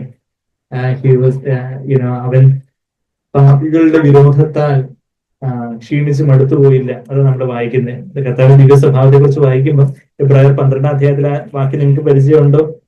നമ്മൾ നിരാശപ്പെട്ട് മടുത്തു പോകാതിരിക്കാൻ വേണ്ടിയുള്ള, നമ്മൾ ഈ ഓട്ടക്കാരൊക്കെ ക്ഷീണിച്ച് പോകാതിരിക്കാൻ വേണ്ടി ഗ്ലൂക്കോസ് ഒക്കെ അല്ലെങ്കിൽ അവരെന്തെങ്കിലും ഹെൽത്ത് ഡ്രിങ്ക് ഒക്കെ കുടിക്കും എന്ന് പറയുന്നത് പോലെ നമ്മുടെ ഈ ഓട്ടക്കളത്തെ കുറിച്ചാണ് എബ്രായർ 12-ന്റെ ആദ്യത്തെ 2 വാക്യങ്ങൾ പറയുന്നത്. അപ്പൊ ഈ ഓട്ടക്കളത്തിൽ നിങ്ങൾ ക്ഷീണിച്ച് മടുത്തു പോകാതിരിക്കാൻ വേണ്ടിയുള്ള എനർജി ഡ്രിങ്ക് എന്താണ്? 3-ാമത്തെ വാക്യം, ആരെ ധ്യാനിക്കണം? നിങ്ങളുടെ ഉള്ളിൽ ക്ഷീണിച്ച് മടുക്കാതിരിക്കാൻ പാപികളാൽ തനിക്ക് നേരിട്ട ഇങ്ങനെയുള്ള വിരോധം സഹിച്ചവനെ ധ്യാനിച്ചുകൊള്ളുക. ധ്യാനിച്ചും മാനിച്ചും സേവിച്ചും പോവുകയും ക്ഷീണം എന്തെന്ന് അറിയുകയില്ല ഞാൻ. നമ്മൾ ആ പാട്ടില് ജീവൻ സഞ്ചാരി ഞാൻ എന്നുള്ള ഒരു പാട്ടിൽ നമ്മൾ പാടുന്നത്. കർത്താവിനെ ധ്യാനിക്കണം. എങ്ങനെയുള്ള കർത്താവാണ്? പാപികളാല് ഇങ്ങനെയുള്ള വിരോധം സഹിച്ച കർത്താവ്. ആ വിരോധം എന്നുള്ള വാക്ക് ആന്റിലഗോ എന്ന് പറഞ്ഞൊരു ഗ്രീക്ക് പദം അവിടെ ഉപയോഗിച്ചിരിക്കുന്നത്. ആ ആന്റിലഗോ എന്നുള്ള പദത്തിന്റെ ആക്ഷരികമായ അർത്ഥം എന്ന് പറഞ്ഞാല് ടു ബി സ്പോക്കൺ അഗൻസ്റ്റ് എന്ന വിരോധം എന്ന് പറഞ്ഞാൽ കർത്താവിനെതിരായിട്ട് പുതിയ ആൾക്കാർ പല കാര്യങ്ങളും ചെയ്തിട്ടുണ്ട്. എന്നാൽ കർത്താവിന് അഗൻസ്റ്റ് ആയിട്ട് പലതും പറഞ്ഞു. ഇപ്പൊ നമുക്കെതിരായിട്ട് ആരെങ്കിലും എന്തെങ്കിലും ഒന്ന് പറഞ്ഞു, അയ്യോ അത് എന്നെ കുറിച്ച് അങ്ങനെ പറഞ്ഞു, അങ്ങനെയാണെങ്കിൽ ദൈവം അവർക്ക് ശിക്ഷ കൊടുക്കണം എന്ന നമ്മുടെ സ്വാഭാവികം. എന്നാൽ മറിച്ച് എന്താ എനിക്കെതിരായിട്ടാണ് പറയുന്നത്, മനുഷ്യപുത്രനെതിരായിട്ട് പറഞ്ഞതാണോ? ഓ, അതൊക്കെ നീ ക്ഷമിക്കും. അതാ കർത്താവ് പറഞ്ഞു. പരിശുദ്ധാത്മനെതിരെ നിങ്ങളൊന്നും പാപം ചെയ്യില്ലേ. മനുഷ്യപുത്രനെതിരെ പറഞ്ഞേക്ക് അത് ഇങ്ങനെ പറയുന്നവനോ, അതായത് എക്കാലത്തും ഇനി വരുന്ന 2000 വർഷക്കാലം ഇനി ആരെങ്കിലും എനിക്കെതിരെ പറഞ്ഞാൽ പോലും അതിന്റെ ഇപ്പോഴേ ഞാൻ ക്ഷമിച്ചിരിക്കുന്നു. ഫ്യൂച്ചർ ഫോർഗീവ്നെസ് എന്നൊക്കെ സംഗതി പറയുന്നതാണ്. ഇതിനും കർത്താവ് എല്ലാം ക്ഷമിച്ചു. മനുഷ്യനെന്ന നിലയിൽ കർത്താവ് ആ കാര്യങ്ങളെല്ലാം അങ്ങനെ ക്ഷമിച്ചു. എന്നാൽ ദൈവം എന്ന നിലയിൽ ദൈവത്തിന്റെ നീതി നിർവഹണം കാര്യങ്ങളൊക്കെ വേറെയുണ്ട്. പക്ഷെ മനുഷ്യനെന്ന നിലയിൽ കർത്താവ് ആരോടും ഒരു കയ്പോ വിരോധമോ ഒന്നും സൂക്ഷിച്ചില്ല. കർത്താവ് അതിനെ ക്ഷമിച്ചു. അപ്പൊ ആ ആന്റി ലഘു, ലഘു എന്ന് പറഞ്ഞാൽ പറയുക, ആന്റി ലഘു എന്ന് പറഞ്ഞാൽ വിരോധമായി പറയുക. മറ്റുള്ളവർ നമുക്കെതിരായിട്ട് നമ്മളെ കുറിച്ച് പരദൂഷണം പറയുന്നു, അല്ലെങ്കിൽ നമുക്കെതിരായിട്ട് എന്തെങ്കിലും പ്രവർത്തിക്കുന്നു. അപ്പൊ അങ്ങനെയൊക്കെയുള്ള പല കാര്യങ്ങളൊക്കെ വരുമ്പോൾ നമ്മൾ ആരെ ധ്യാനിക്കണം? അപ്പൊ ചിലപ്പോൾ നമുക്ക് ക്ഷീണിച്ച് മടുത്തു പോകും. ഇപ്പൊ എന്തിനാ ഇത്രയൊക്കെ ക്രിസ്ത്യൻ ജീവിതം ഇത്രയൊക്കെ വലിയ കാര്യം. പക്ഷെ ക്ഷീണിച്ച് മടുത്തു പോകാതിരിക്കാൻ വേണ്ടി അപ്പം ആരെ ധ്യാനിക്കണം? മൂന്നാമത്തെ കാര്യം, നിങ്ങളുടെ ഉള്ളിൽ ക്ഷീണിച്ച് മടുക്കാതിരിക്കുവാൻ പാപികളാൽ തനിക്ക് നേരിട്ട് ഇങ്ങനെയുള്ള വിരോധം സഹിച്ചതിനെ ധ്യാനിച്ചു കൊടുക്കണം. ആ യേശു കർത്താവിനെതിരായിട്ട് എന്തെല്ലാം പറഞ്ഞു. ഇനി അവസാനം ശിഷ്യന്മാര് തന്നെ കർത്താവിനെ വിട്ടുപോയി. അവസാനം ഒരു യോഹന്നാൻ അപ്പോസ്തലൻ അവിടെ ക്രൂസിന്റെ ചുവട്ടിൽ നിൽപ്പുണ്ടായിരുന്നതുകൊണ്ട് അമ്മയെ ഏൽപ്പിച്ചു കൊടുത്ത് ബാക്കിയുള്ള ശിഷ്യന്മാരായിരുന്നു ഒടുകൂടി കണ്ടുപിടിക്കാനുള്ള അവസ്ഥയിലായിരുന്നു. അങ്ങനെയൊക്കെയുള്ള ശിഷ്യന്മാരായിരുന്നു. അപ്പൊ അങ്ങനെയൊക്കെ ആകിയിട്ട് പിന്നെ അവരെ ആൾക്കാരെ എല്ലാം കർത്താവിനെ എന്തെല്ലാം കളിയാക്കി പറഞ്ഞു. നീ വലിയ മെസ്സിയൊക്കെ ആണെങ്കിൽ ഞാൻ ഇറങ്ങി വാ, നിങ്ങളിപ്പം വിശ്വസിക്കാം എന്നൊക്കെ പറഞ്ഞ് ഇവൻ ക്രൂസിലേറ്റുന്നതിന് മുമ്പായിട്ട് കർത്താവിന്റെ കണ്ണൊക്കെ മൂടിയിട്ട് മുഷ്ടി ഉരുട്ടി ഇടിച്ച് തുപ്പി എന്നിട്ട് എന്താ പറഞ്ഞേ, ഞാൻ ആരാണെന്ന് പ്രവചിക്കുക, ആരെ ഇടിച്ചെന്ന് പറ, ഇനി വലിയ പ്രവാചകനൊക്കെ അല്ലേ എന്നൊക്കെ പറഞ്ഞ് അത്രയും അപഹാസ്യമായിട്ടുള്ള രീതിയിൽ കാര്യങ്ങളെല്ലാം ചെയ്യുമ്പോഴും രക്തം മാറുന്നൊലിക്കുമ്പോഴും ഒക്കെ കർത്താവിന്റെ ഹൃദയത്തിൽ ഒരു അസ്വസ്ഥത ഇല്ലായിരുന്നു, ഒരു കയ്പ്. അവര് ഒരു പാഠം പഠിക്കണം, ഞാൻ ഉയർത്തി എഴുന്നേറ്റ് വന്നിട്ട് വേണം ഇവർക്ക് 2 ഡോസ് കൊടുക്കാനെന്ന് കർത്താവ് വിചാരിച്ചില്ല. കർത്താവ് ഹൃദയത്തിൽ അവരോട് സ്നേഹമേ ഉള്ളായിരുന്നു. ആ സ്നേഹത്തിന്റെ ബഹുസ്മരണമായിട്ടാണ് ക്രൂശിൽ കിടക്കുമ്പോൾ പിതാവ് ഇവര് ചെയ്യുന്നത് എന്താണെന്ന് അറിയാത്തോട് ഇവരോടൊക്കെ ക്ഷമിക്കണമേ. ആ ഒരു പ്രാർത്ഥന അപ്പോഴും രേഖപ്പെടുത്തിയതായിട്ടാണ് നമ്മള് ലൂക്കോസ് 23:34 നമ്മൾ വായിക്കുന്നില്ല. അതിനു മുമ്പും കർത്താവ് അത് തന്നെ പ്രാർത്ഥിച്ചുകൊണ്ടിരുന്ന പിതാവിനോട്. എന്നാൽ ആ ക്രൂസിൽ കിടന്ന കർത്താവ് പറഞ്ഞു ഉറക്കി വിളിച്ചെന്ന് പറയുന്നത് അത് ലൂക്കോസ് അത് പരിശുദ്ധാത്മാവിനത് എഴുതി രേഖപ്പെടുത്തിയിരിക്കുന്ന നമുക്കറിയുന്ന ആ റോമൻ പടയാളികൾ അതുപോലെ ഇട്ട് തട്ടുമ്പോഴും അങ്ങോട്ടിട്ട് തട്ടുന്നു.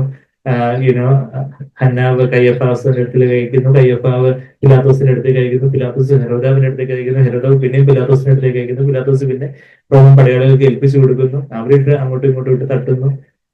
എല്ലാം സൃഷ്ടിച്ചവനെ സർവശക്തനായ ദൈവം എന്നാൽ ഇത്രയെല്ലാം സഹിച്ചിട്ട് കർത്താവിന്റെ ദിവ്യ സ്വഭാവം എന്തായിരുന്നു? ശത്രുക്കളെ സ്നേഹിച്ചു, കർത്താവ് തിന്മ ചെയ്യുന്നവർക്ക് വേണ്ടി നന്മ ചെയ്തു.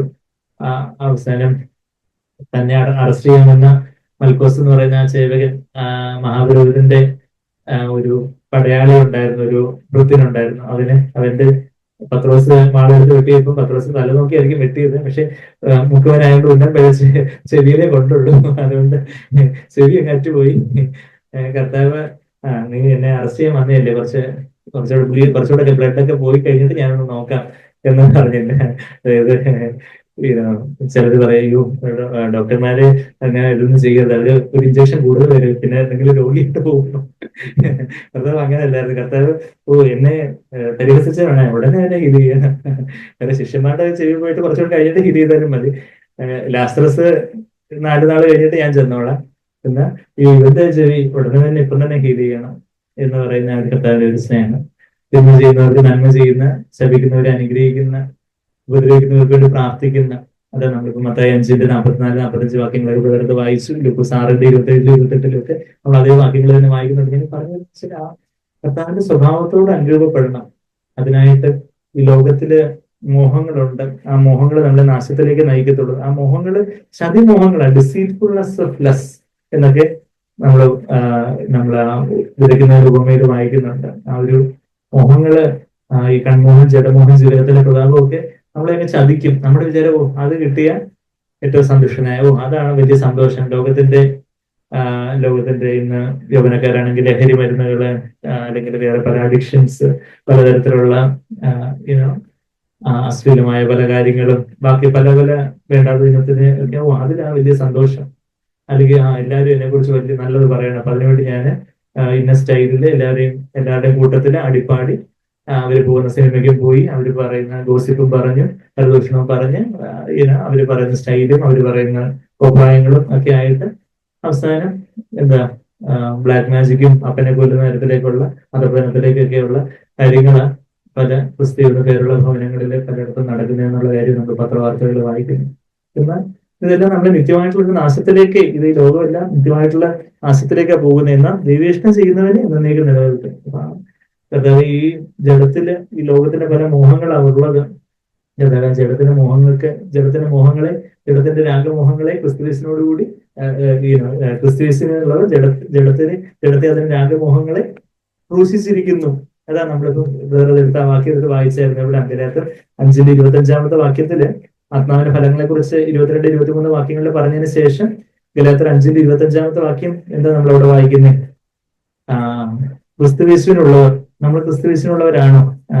ഞാൻ എന്റെ പ്രിയനുള്ളവൾ, എന്റെ പ്രിയൻ എനിക്കുള്ളവൾ എന്നാണ് ഉത്തമഗീതത്തിലെ മണവാട്ടി പറയുന്നത്. അങ്ങനെ നാം ക്രിസ്തുയേശുവിനുള്ളവരാണെങ്കിൽ, കർത്താവേ ഞാൻ അങ്ങേക്കുള്ളതാണ് എന്ന് നാം പറയുന്നവരാണെങ്കിൽ എങ്ങനെയായിരിക്കും നമ്മുടെ ആറ്റിറ്റ്യൂഡ്? ഗലാത്യർ 5:25 5:24 5:24 ക്രിസ്തുയേശുവിനുള്ളവർ ജഡത്തെ അതിന്റെ ഈ ജഡത്തിൽ എന്താണ്? രാഗമോഹങ്ങളുണ്ട്. അതാ ലോകത്തിലുള്ള മോഹങ്ങളാണ് ഈ ജഡത്തിന് അതിൻ്റെതായ കറസ്പോണ്ടിങ് മോഹങ്ങളുള്ള, അതിൻ്റെതായ തക്കതായ മോഹങ്ങൾ. കൺമോഹൻ, ജഡമോഹൻ, ജീവനത്തിന്റെ പ്രതാപം. അതായത് പണം, മനുഷ്യമാനം, ജടിക സുഖങ്ങൾ. മണി, ഓണർ, പ്ലഷേഴ്സ്. MHP നമ്മളെപ്പോഴും പറയാറുണ്ട്. മണി, ഓണർ, പ്ലഷേഴ്സ്. പണം, മനുഷ്യമാനം, ജടിക സുഖങ്ങൾ. പണം നമുക്ക് വേണം. ഓഫ്കോഴ്സ് നമ്മുടെ ജീവിതത്തിൽ നമുക്ക് പറ്റുന്നതിനകത്ത് നമ്മൾ പണം സമ്പാദിക്കണം. അതായത് നാം മോദത്തിനായിട്ട് ദൈവഹിതത്തിനുള്ളിൽ. എന്നാൽ പണസ്നേഹം എല്ലാ തിന്മയ്ക്കും വേരാകുന്നു എന്നൊക്കെ നമ്മൾ 1 തിമോഥെയോസ് 6:10 വാക്യത്തിൽ നമ്മൾ വായിക്കുന്നുണ്ട്. ദ്രവ്യാഗ്രഹം. അപ്പം അങ്ങനെയുള്ള പണം, മനുഷ്യമാനം, അവരില്ല എന്നെ കുറിച്ച് നല്ലത് പറയണം, എന്റെ ബന്ധുക്കൾ എന്നെ കുറിച്ച് നല്ലത് പറയണം, എന്റെ സുഹൃത്തുക്കൾ എന്നെ കുറിച്ച് നല്ലത് പറയണം. അപ്പൊ അതിനായിട്ട് അവരുടെ ഇടയിൽ പോപ്പുലാരിറ്റിക്ക് വേണ്ടി നമ്മൾ പല കാര്യത്തിലും നമ്മൾ കോംപ്രമൈസ് ചെയ്യും. പല കാര്യത്തിലും ഒക്കെ വിട്ടുവീഴ്ച. അത് ശരി, ഇത് ശരി, അതും ശരിയാ, ഇത് ശരിയാ, ആ ഉപദേശം ശരിയാ, ഈ ഉപദേശം ശരിയാ എന്നാണോ? അതോ യഥാർത്ഥത്തില് ഒരു ഉപദേശം ശരിയായിട്ടുള്ളത്? യഥാർത്ഥത്തില് പഥ്യോപദേശം കർത്താവിന്റെ വചനത്തിൽ പറയുന്നതേ ശരിയായിട്ടുള്ളൂ. ബാക്കി ആരൊക്കെ എന്തൊക്കെ പറഞ്ഞാലും അതൊക്കെ തെറ്റാ. കർത്താവിന്റെ ആ ഒരു പണം, മനുഷ്യമാനം, പിന്നെന്താ ജടിക സുഖങ്ങൾ, അങ്ങനെയുള്ള മോഹങ്ങൾ, അതാ ജഡത്തെ അതിന് രാഗമോഹങ്ങളോടുകൂടി ക്രൂശിച്ചിരിക്കുന്നു. അവരുടെ ആറ്റിറ്റ്യൂഡ് എന്ന് പറഞ്ഞാൽ ദേ ഹാവ് ക്രൂസിഫൈഡ്. അവര് ക്രൂശിച്ചിരിക്കുന്നു പറഞ്ഞാൽ ആ ജഡത്തെ അവര് ദൈവഭാഗ്യം ഇങ്ങോട്ട് ആഴ്ത്തി ഏൽപ്പിച്ചിരിക്കുന്നു. കർത്താവേ എന്റെ ഇഷ്ടമാണ്. ജഡം എന്ന് പറഞ്ഞാൽ വേറൊരു അർത്ഥത്തിൽ നമ്മളെ സങ്കല്പ സിമ്പിളായിട്ട് കേട്ടുള്ള ജഡം എന്ന് പറഞ്ഞാൽ എന്റെ ഇഷ്ടം, സെൽഫ് വിൽ, സ്വന്തം ഇഷ്ടം. അതാണ് ജഡം. എന്റെ ആ സ്വന്തം ഇഷ്ടത്തെ, അതിനകത്താണ് പല രാഗമോഹങ്ങളുള്ളത്. അതിനെ ഞാൻ അങ്ങ് താഴ്ത്തി ഏൽപ്പിച്ചിരിക്കുന്നു. അങ്ങനെ ആ ലോകത്തില് മോഹത്താലുള്ള നാശം അങ്ങ് വിട്ടൊഴിഞ്ഞ് ആ ജഡമാകുന്ന തിരശ്ശീല അങ്ങ് ചീന്തപ്പെട്ട് അതിവിശുദ്ധ സ്ഥലത്ത് ദിവ്യ സ്വഭാവത്തിന് പങ്കാളികളാകുന്ന കാര്യം, യേശുവിന്റെ സ്വഭാവം, യേശുവിനെ കാണാന്, യേശു ക്ഷമിച്ചതുപോലെ ക്ഷമിക്കാന്, യേശു സ്നേഹിച്ചതുപോലെ സ്നേഹിക്കാന്, യേശു നന്മ ചെയ്തതുപോലെ നന്മ ചെയ്യാന്, യേശു ചാട്ടവാറെടുത്തതുപോലെ ചാട്ടവാറെടുക്കാന്. ഇവിടെ പാപത്തിനെതിരെ, പാരമ്പര്യത്തിനെതിരെ, ഉദാസീനതയ്ക്കെതിരെ, ലോകമൈതത്തിനെതിരെ, ശീതോഷ്ണാവസ്ഥക്കെതിരെയൊക്കെ ചാട്ടവാറെടുക്കുന്ന കർത്താവ്. അപ്പൊ നമ്മളുടെ വീട്ടിലെ കുഞ്ഞുങ്ങള് അനുസരണത്തിലൊക്കെ ഒരു താമസം, അല്ലെങ്കിൽ അവർക്ക് ഒരു വേണ്ടുന്ന രീതിയിലുള്ള ഒരു അനുസരണം, അല്ലെങ്കിൽ ആ സമയത്ത് സ്ട്രിക്റ്റ് ആയിട്ട് സ്ട്രോങ് ആയിട്ട് പറയേണ്ടിടത്ത് പാപത്തിനെതിരെ, പാരമ്പര്യത്തിനെതിരെ, ഉദാസീനതയ്ക്കെതിരെയും ശീതോഷ്ണാവസ്ഥക്കെതിരെയും ലോകമയത്വത്തിനെതിരെയും അങ്ങനെയൊക്കെയുള്ള ആ ഒരു ലീഗലിസത്തിനെതിരെ, നിയമവാദിത്വം, ചില ഒരു അക്ഷരം പിടിച്ചുകൊണ്ടുള്ള ഒരു കർത്താവിന്റെ അറിയാത്തൊരു അവസ്ഥക്കെതിരെ, അങ്ങനെയൊക്കെയുള്ള പ്രധാന ചേരാത്തതായിട്ടുള്ള പല കാര്യങ്ങൾക്കെതിരെ നമ്മളുടെ ആത്മാവിൽ നിന്നുള്ള ഒരു കാർക്കശ്യത്തോടെ യേശുവിനെ പോലെ അതുപോലെ ചാട്ടവാറെടുത്ത് ചില കാര്യങ്ങൾ സ്ട്രോങ് ആയിട്ട് പറയേണ്ടടുത്ത് കൂട്ടുകാരോട് ചില സ്ഥലത്ത് നോ എനിക്ക് എന്നോട് ഇൻട്രസ്റ്റഡ് എന്താ ചില കാര്യങ്ങൾ, നീ കൂടെ ഒന്ന് പരീക്ഷിച്ച് നോക്ക്, നീ കൂടെ ഒന്ന് കണ്ടു നോക്ക്, നീ കൂടെ ഇതൊന്ന് നോക്ക്, നീ കൂടെ ഇങ്ങോട്ട് വാ, നമുക്ക് അങ്ങോട്ട് ഒരു കമ്പനി കൂടാൻ പോവാം, അല്ലെങ്കിൽ നമുക്ക് എല്ലാവരും ചെയ്യുന്നത് പോലെ നമുക്ക് ഇങ്ങനെയൊക്കെ ചെയ്യാം എന്ന് പറയുമ്പോൾ അവർ നോ, എന്നെ കിട്ടത്തില്ല, നോ എന്ന് സ്ട്രോങ് ആയിട്ട് പറയുന്ന ഒരു പാപത്തിനെതിരെയും പാരമ്പര്യത്തിനെതിരെയൊക്കെ സ്ട്രോങ് ആയിട്ട് പറയുന്നിടത്ത് നോ പറയാം. അങ്ങനെ യേശുവിന്റെ ദിവ്യ സ്വഭാവത്തിന് പങ്കാളികളാവുന്ന ആ കൃപയും സത്യവും നിറഞ്ഞ ആ ഒരു കർത്താവിനെ പോലെ ആയിത്തീരുന്ന, അതാണ് കർത്താവ് ആഗ്രഹിക്കുന്നത്. അങ്ങനെ ആവുമ്പോൾ എന്താ പല കാര്യങ്ങളും നമ്മൾ ആഡ് ചെയ്യേണ്ടതായിട്ടുള്ളതായിട്ട് പല കാര്യങ്ങളും നമ്മൾ കൂട്ടിക്കൊള്ളുവിൻ എന്നുള്ള കാര്യം ഞാൻ ആ ലിസ്റ്റും കൂടെ വായിച്ചങ്ങ് നിർത്താം. 2 പത്രോസിൽ നമ്മളത് ആദ്യം 2 പത്രോസ് 1-ാം അധ്യായത്തില് യേശുക്രിസ്തുവിന്റെ ദാസൻ അപ്പോസ്തലനായ ശിമോൻ പത്രോസ്, അതായത് ദാസൻ, അടിമദാസനാണ്. ഡൂളോസ്, അടിമദാസൻ, ബോൺ സെർവൻ എന്നുള്ള വാക്കാണ് ഉപയോഗിച്ചിരിക്കുന്നത്. അപ്പോസ്തലനാണ് താൻ അന്ന് ലേഖനങ്ങളാണ് ദൈവവചനം എഴുതപ്പെട്ടുകൊണ്ടിരുന്നതേ ഉള്ളൂ. അപ്പൊ അതിന്റെ താങ്കൾ എഴുതുന്നത് അപ്പോസ്തലനാണെന്നുള്ള കാര്യം വ്യക്തമാക്കേണ്ടതായിട്ടുണ്ട്. അല്ലാതെ അപ്പോസ്തലൻ എന്നുള്ള ഒരു ടൈറ്റിലായിട്ട് അവർ സ്വീകരിച്ചില്ല. അതുകൊണ്ട് പത്രോസിനെ കുറിച്ച് പൗലോസിനെ കുറിച്ച് തന്നെ പറയുമ്പോൾ പ്രിയ സഹോദരനായ പൗലോസ് എന്ന 3-ാം അധ്യായത്തിലെ 15-ാമത്തെ വാക്യത്തിൽ നമ്മൾ വായിക്കുന്നത്. ഇപ്പൊ അവരാരും അതൊരു ടൈറ്റിൽ ഇന്ന് ക്രിസ്ത്യ ലോകത്ത് മൊത്തം ടൈറ്റില്ല. Reverend, most reverend, holy reverend, left reverend, right reverend, എല്ലാ തരത്തിലുള്ള ആരും പറഞ്ഞു. ഈ റവ എല്ലാം കൂടി എടുത്താൽ കുറച്ച് ഉപ്പുമാവ് ഉണ്ടാക്കാറുണ്ടോ എന്ന് ആരും പണ്ട് പറഞ്ഞിട്ടുണ്ട്. ഈ ഇൻവിറ്റേഷൻ കാർഡ് വേണമെങ്കിൽ മൊത്തം റവയാണ്. എത്ര കിലോ റവ എടുത്തത് ചോദിച്ചാൽ ഉപ്പുമാവ് ഉണ്ടാക്കാൻ തക്കമുള്ള റവയുണ്ട്. അപ്പൊ അങ്ങനെയൊക്കെയുള്ള റെവറന്റും മോസ്റ്റ് ഹോളി ഫാദറിനും അങ്ങനെയൊക്കെ പിതാവെന്നൊക്കെയാണ് അവരോരുത്തരെ വിളിക്കുന്നത്. കഥാവ് പറഞ്ഞാല് പിതാവെന്നോ അച്ഛാന്നൊന്നും വിളിക്കരുത് എന്നുള്ള കാര്യമാണ് പറയുന്നത്. സഹോദരനെതിരെ അങ്ങനെയൊക്കെയുള്ള ടൈറ്റിൽസ് ആണ് ഈ പത്രോസിന് 1-ാമത്തെ ലേഖനത്തിൽ പത്രോസ് ഒരു അപ്പോസ്തലൻ ആയ യേശു ക്രിസ്തു എഴുതുന്നുണ്ട്. ഇവിടെ ദാസന് അപ്പോസ്തലനായ ദാസന് അപ്പോസ്തലനുമായെന്ന് അത് അന്ന് അപ്പോസ്തലന്മാരാൽ ദൈവവചനം എഴുതപ്പെട്ടുകൊണ്ടിരിക്കുന്ന കാലങ്ങളായതുകൊണ്ട് അവർക്ക് അപ്പോസ്തലനായിട്ടുള്ള താൻ ആ ഒരു അപ്പോസ്തലിക അധികാരത്തോടുകൂടിയാണ് എഴുതുന്നതെന്ന് അറിയിക്കാൻ വേണ്ടി മാത്രം. അല്ലാതെ ഈ പത്രോസും യോഹന്നാനും ഒക്കെ തമ്മിൽ അപ്പോസ്തല എന്നല്ല വിളിച്ചത്. മറിച്ച് അവിടെ ചെന്ന് പാസ്റ്ററെ എന്നല്ല വിളിച്ചത്. ഇവൻ യോഹന്നാൻ വെളിപാട് പുസ്തകം 1-ാം അധ്യായത്തിന് 9-ാമത്തെ വാക്യത്തിൽ എന്താ വായിക്കുന്നത്? അപ്പോസ്തലനായ യോഹന്നാൻ എന്നല്ല ഇവിടെ എഴുതുന്നത്, സഹോദരനായ യോഹന്നാൻ എഴുതുന്നത്. വെളിപാട് പുസ്തകം 1-ാം അധ്യായത്തിന്റെ 9-ാമത്തെ വാക്യം എന്താ നമ്മളിവിടെ വായിക്കുന്നത്? Your brother brother John, John your brother and fellow partaker, നിങ്ങളുടെ സഹോദരന് യേശുവിന്റെ കഷ്ടതയും രാജ്യത്തിന് സഹിക്കുന്ന കൂട്ടാളിയുമായ യോഹന്നാൻ. അല്ലാതെ മോസ്റ്റ് റെവറന്റ് ഹോളി യോഹന്നാൻ എന്നല്ല പോലും, മറിച്ച് സഹോദരനായ യോഹന്നാൻ. അപ്പൊ ആ ഒരു കർത്താവിന്റെ ദാസൻ എന്നുള്ള നിലയിൽ പത്രോസ് ആ കാര്യങ്ങളൊക്കെ പറഞ്ഞ് ഇതേപോലുള്ള വിശ്വാസം കർത്താവിന്റെ നീതിയാല് ദൈവത്തിന്റെയും പിതാവായ ദൈവത്തിന്റെ ദീക്ഷിത യേശുക്രിസ്തുവിന്റെയും ദൈവത്തിന്റെ നീതിയാലാണ് നമുക്ക് വിശ്വാസം ലഭിച്ചത്. നമ്മുടെ സ്വന്തം പ്രയത്നം കൊണ്ടല്ല, കർത്താവ് നമുക്ക് ദാനമായിട്ട് നൽകിയ ഞങ്ങൾക്ക് ലഭിച്ചതുപോലെയുള്ള അതേ വിലയേറെ വിശ്വാസം ലഭിച്ച നിങ്ങൾക്ക് ഞങ്ങൾ എഴുതുക. 2-ാമത്തെ വാക്യം 2 പത്രോസ് 1:2 ദൈവത്തിന്റെയും നമ്മുടെ കർത്താവായ യേശുവിന്റെയും പരിജ്ഞാനത്തിന്, പരിജ്ഞാനം എന്നുള്ളൊരു വാക്ക് പത്രോസിന്റെ ഒരു ഫേവറേറ്റ് വാക്കാണ്. നമ്മൾ ഈ ലേഖനത്തിൽ തന്നെ 16 തവണ പരിജ്ഞാനം എന്നുള്ള വാക്ക് വായിക്കുന്നുണ്ട് ഈ 2 പത്രോസിന്. ഗ്നോസിസ് എന്നുള്ളൊരു വാക്കാണ്. ഗ്നോസിസ് എന്ന് പറഞ്ഞാൽ പരിജ്ഞാനം അല്ലെങ്കിൽ അറിയുന്നത്. എന്നുവെച്ചാൽ അത് ബുദ്ധിയിലുള്ള ദേഹിയിലുള്ള ഒരു അറിവ് ചീർപ്പിക്കുമെന്ന് നമ്മള് ഒന്ന് 1 അറിവ് ചീർപ്പിക്കും. അതായത് ദേഹിയുടെ നമ്മുടെ ബുദ്ധിയുടെ തലത്തിൽ നിൽക്കുന്ന ഒരു അറിവ് നമ്മളെ അഹങ്കാരികളാക്കാം. എനിക്ക് കൂടുതൽ അറിയാം, എനിക്ക് അതറിയാം, ഇതറിയാം. എന്നാൽ ആത്മാവണവാളനായ യേശുവിനെ അറിയുന്നത് നമ്മൾ കൂടുതൽ താഴ്ന്നുള്ള ഒരാൾക്ക്. അപ്പൊ ആ അറിവിനെ കുറിച്ചാണ് പറയുന്നത്. ആ ഒരു പരിജ്ഞാനത്തെ കുറിച്ച്, പരിജ്ഞാനം എന്നുള്ളൊരു കടിച്ചപ്പെട്ടത് വാക്ക് മലയാളം പരിഭാഷയിൽ ഉപയോഗിച്ചത് എന്നുള്ളതേ ഉള്ളൂ. അറിയുന്നത് എന്ന കുറച്ചുകൂടി സിംപ്ലർ ആയിട്ട് ഗ്നോസിസ്, നമ്മൾ ഡയഗ്നോസിസ് എന്നൊക്കെ കേട്ടിട്ടുണ്ടായിരുന്നു. Prognosis, diagnosis. ആ ഗ്നോസിസ് എന്നുള്ള വാക്കാണ് അവിടെ ഉപയോഗിച്ചിരിക്കുന്നത്. ഇപ്പം ദൈവത്തെയും നമ്മുടെ യേശുവിനെയൊക്കെ അറിയുന്നതില് കർത്താവിനെ ആത്മമണവാളനായിട്ട്, പിതാവാൻ ദൈവത്തെ നമ്മുടെ സ്വന്തം അപ്പച്ചനായിട്ട്, സ്വർഗത്തിന്റെ ഡാഡിയായിട്ട് അറിയുന്നതിന് നിങ്ങൾക്ക് കൃപയും സമാധാനവും ഒക്കെ മൾട്ടിപ്ലൈഡ് ആവും. ഇവിടെ മൾട്ടിപ്ലിക്കേഷൻ അഡിഷന്റെ കാര്യമൊക്കെ പറയുന്നത്. ഇവിടെ 2-ാമത്തെ വാക്യത്തിൽ മൾട്ടിപ്ലൈഡ് ആവട്ടെ, വർദ്ധിക്കുമാറാകട്ടെ എന്നുള്ള ഇംഗ്ലീഷില് grace and peace be multiplied to you. പിന്നെ 5-ാമത്തെ വാക്യം മുതൽ ആഡ് ചെയ്യാനാ പറയുന്നത്. ഈ പത്രോസിനെ മുഖവനായതുകൊണ്ട് എത്രമാത്രം കണക്കറിയാതെന്ന് നമുക്ക് അറിയത്തില്ല. പക്ഷേ എങ്കിലും ആദ്യം മൾട്ടിപ്ലിക്കേഷന്റെ കാര്യം പറഞ്ഞിട്ട് പിന്നെ അഡിഷന്റെ കാര്യം പറയുന്നത്. അപ്പൊ മൾട്ടിപ്ലിക്കേഷൻ ദൈവത്തിന്റെ കൃപ, പരിശുദ്ധാത്മാവിന്റെ ശക്തി, ദൈവത്തിന്റെ കൃപ, പരിശുദ്ധാത്മാവിന്റെ പരമായിട്ടുള്ള സമാധാനമൊക്കെ നമ്മൾ വർദ്ധിക്കട്ടെ. അവന്റെ മഹത്വത്താലും വീര്യത്താലും, വീര്യം എന്നുള്ള വാക്ക് അരിറ്റ എന്ന് പറഞ്ഞൊരു ഗ്രീക്ക് പദം, virtue, moral goodness, moral excellence എന്ന് പറഞ്ഞാൽ ധാർമ്മികമായ ഏറ്റവും ഉയർന്ന അവസ്ഥ, ഏറ്റവും ആ ഒരു സദ്ഗുണ പരിപൂർണത എന്നൊക്കെ പറയാൻ പറ്റുന്ന വീര്യം എന്നാണ് മലയാള പരിഭാഷയിൽ ട്രാൻസ്ലേറ്റ് ചെയ്തിട്ടുള്ള ഏറ്റവും ദൈവത്തിന്റെ ഏറ്റവും ധാർമ്മികമായിട്ടുള്ള സ്വഭാവ ശ്രേഷ്ഠത എന്നൊക്കെ നമുക്ക് പറയാം. മോറൽ എക്സലൻസ് എന്ന NASB എഴുതിയിരിക്കുന്നത്. അരിറ്റ എന്നുള്ളൊരു പദം അവിടെ ഉപയോഗിച്ചിരിക്കുന്നത്. അപ്പൊ ആ പദം തന്നെ പിന്നീട് താഴോട്ട് 6-ാമത്തെ വാക്യത്തിലൊക്കെ ഉപയോഗിച്ചിട്ടുള്ള, 5-ാമത്തെ വാക്യത്തിലൊക്കെ ഉപയോഗിച്ചിട്ടുള്ള. അപ്പൊ മഹത്വത്താലും കർത്താവിന്റെ വലിയ സ്വഭാവ ശ്രേഷ്ഠതയാലും ഒക്കെ നമ്മെ വിളിച്ചവനെ നമ്മൾ അറിയുന്നതില് അവന്റെ ദിവ്യശക്തി നമുക്ക് ജീവനും, ഭൗതികമായിട്ടുള്ള ഈ ജീവനും ഭക്തിക്കും ആത്മീയമായിട്ടുള്ള കാര്യങ്ങൾക്കും എല്ലാം വേണ്ടുന്നതെല്ലാം നമുക്ക് കർത്താവ് ജീവനും ഭക്തിക്ക് വേണ്ടുന്നതെല്ലാം കർത്താവ് തന്നിട്ടുണ്ട്.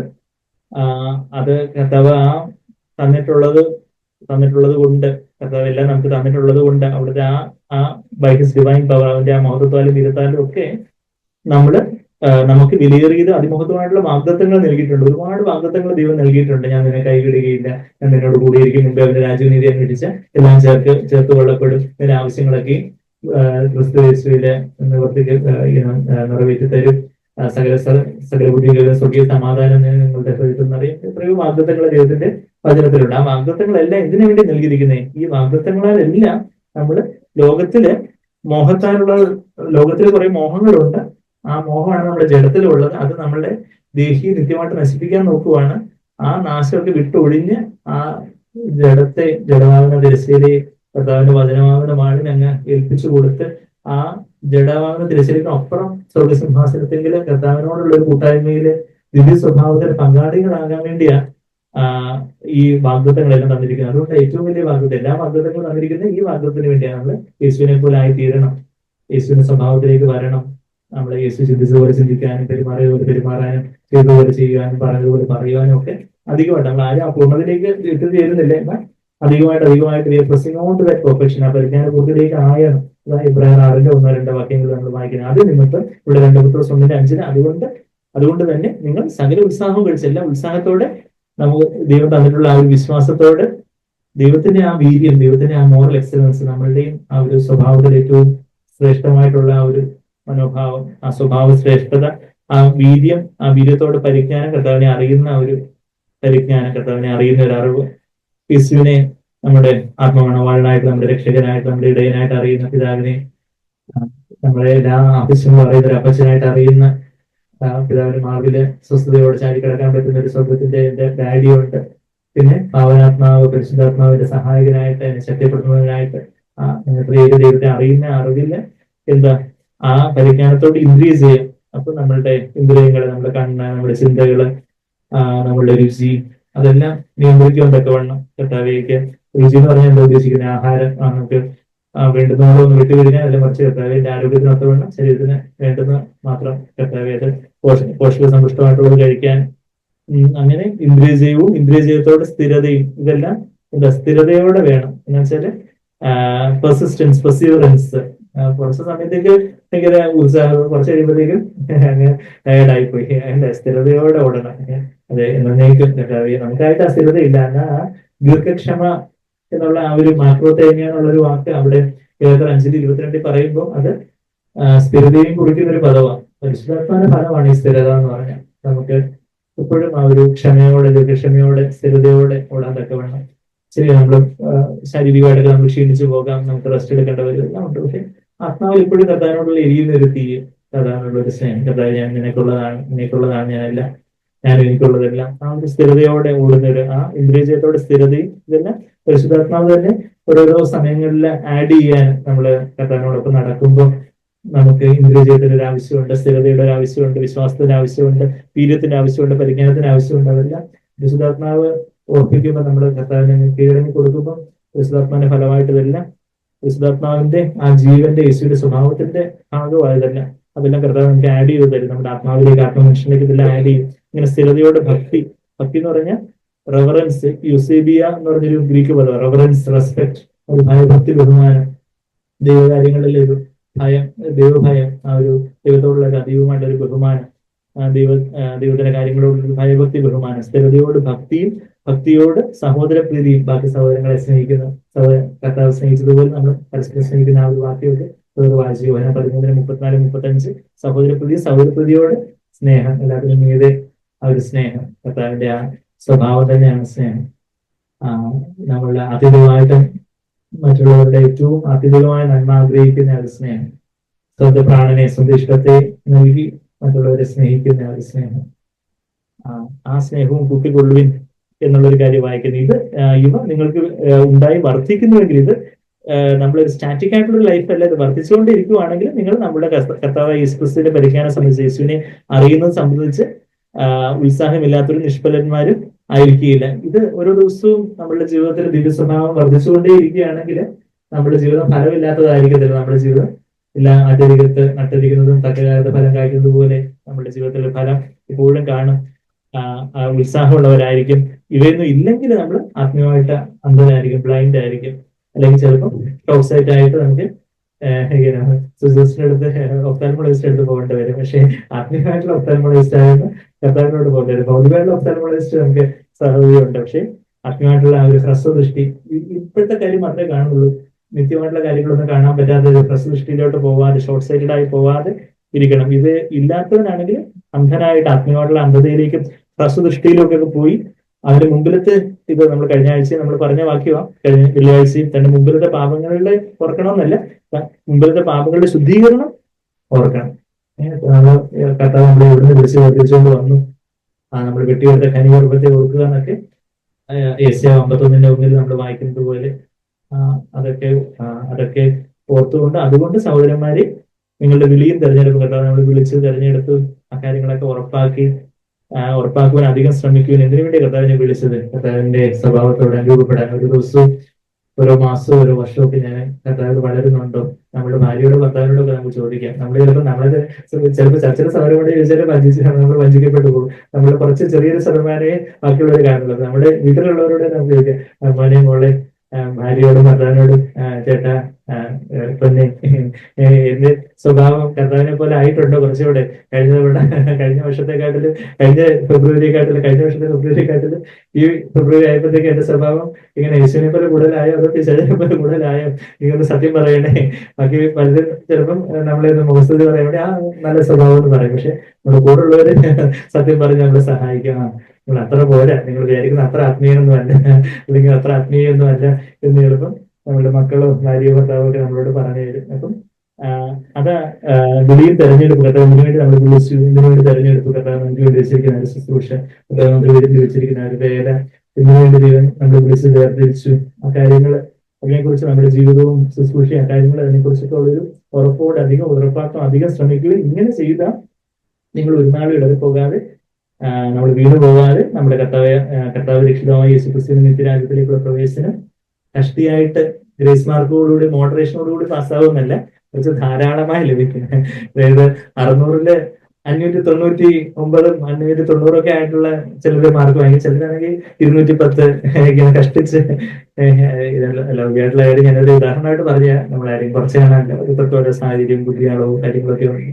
പക്ഷെ നമ്മൾക്ക് കഷ്ടിച്ച് മോഡറേഷൻ ഒക്കെ കിട്ടി ഗ്രേസ് മാർക്ക് കൂട്ടി കർത്താവ് അങ്ങ് ഉന്തിത്തള്ളി നീ കൂടി വന്നോ, സാരമില്ല, നീ അവസാനത്തെ വിശ്വാസത്തിൽ അവസാനം നിലനിന്നു, അതുകൊണ്ട് ഇങ്ങനെ പാസ് മാർക്കൊക്കെ തന്നങ്ങ് പാസ്സാക്കിയ ഇനിയിപ്പം അങ്ങോട്ട് പോകണ്ട എന്ന് പറഞ്ഞ് കഷ്ടിച്ച് പ്രവേശിക്കുവാണോ അത് ധാരാളമായിട്ട് അവിടെ സ്തെഫാനോസ് യേശുവിലേക്ക് വരുമ്പോ കർത്താവ് അവിടെ എഴുന്നേറ്റ് നിന്ന് സ്റ്റാൻഡിങ് ഒവേഷനോടുകൂടി എഴുന്നേറ്റ് നിന്ന് സ്തെഫാനോസിനെ ആദ്യ രക്തസാക്ഷിയെ വരവേൽക്കുന്ന കാര്യങ്ങൾ നമ്മൾ അപ്പോസ്തലരുടെ 7-ാം അധ്യായത്തിന് അവസാനം വായിക്കുന്ന പോലെ കർത്താവ് തന്നെ നീതിമാന്മാരുടെ മരണം കർത്താവിന് ഏറ്റവും പ്രസാദകരമുള്ള കാര്യമാണെന്നൊക്കെ നമ്മുടെ സങ്കീർത്തനത്തിൽ വായിക്കുന്ന പോലെ. അപ്പം അതുപോലെ ധാരാളമായ ഒരു പ്രവേശനവും എന്റെ കുഞ്ഞ്, എന്റെ മകൻ, എന്റെ മകള് വിശ്വസ്തയോടെ എത്ര നാളും എനിക്ക് ജീവിച്ചു, അതിനെ എന്റെ നിത്യരാജ്യത്തിലേക്കുള്ള സന്തോഷത്തിലേക്ക് അവൻ കടന്നു വരുന്നു എന്നുള്ള ആ ഒരു ധാരാളമായിട്ടുള്ള ഒരു പ്രവേശനം ലഭിക്കുവാനൊക്കെ വേണം. ഓരോ ദിവസവും ഈ ദിവ്യ സ്വഭാവത്തിൽ അധികമായിട്ട് വർദ്ധിച്ചു വരുവാനൊക്കെ വേണം. നമ്മള് എന്തെങ്കിലുമൊക്കെ കുറേയൊക്കെ ഓടി ഇത്രയൊക്കെ മതി, സാരമില്ല, കുറച്ചൊക്കെ ഒന്ന് റെസ്റ്റ് എടുക്കാം. ഈ ആമയുടെ മുയലിന്റെ കഥ പറഞ്ഞതുപോലെ മുയല് കുറച്ച് റെസ്റ്റ് എടുത്ത് അവസാനം തോറ്റുപോയതുപോലെ നമ്മൾ ആരും ഞാൻ ഭയങ്കര സ്പീഡിലൊക്കെ ഓടിയാണ്, അതുകൊണ്ട് ഇനിയിപ്പോ കുറച്ച് നാളത്തേക്ക് റെസ്റ്റ് ഒക്കെ എടുത്ത് കുറച്ചൊന്നും ഉറങ്ങാം, ബാക്കിയുള്ളവർക്ക് ആമ പോലെ കഴിഞ്ഞു വരുന്നതേ ഉള്ളൂ എന്ന് പറഞ്ഞിരുന്ന നമ്മള് അവിടെ ചിലപ്പം മണമണം വരുമ്പോൾ ഒരുക്കമില്ലാത്തവരായിട്ട് പാത്രത്തിൽ നിറയെ എണ്ണ ഇല്ലാത്തവരായി പോകാം.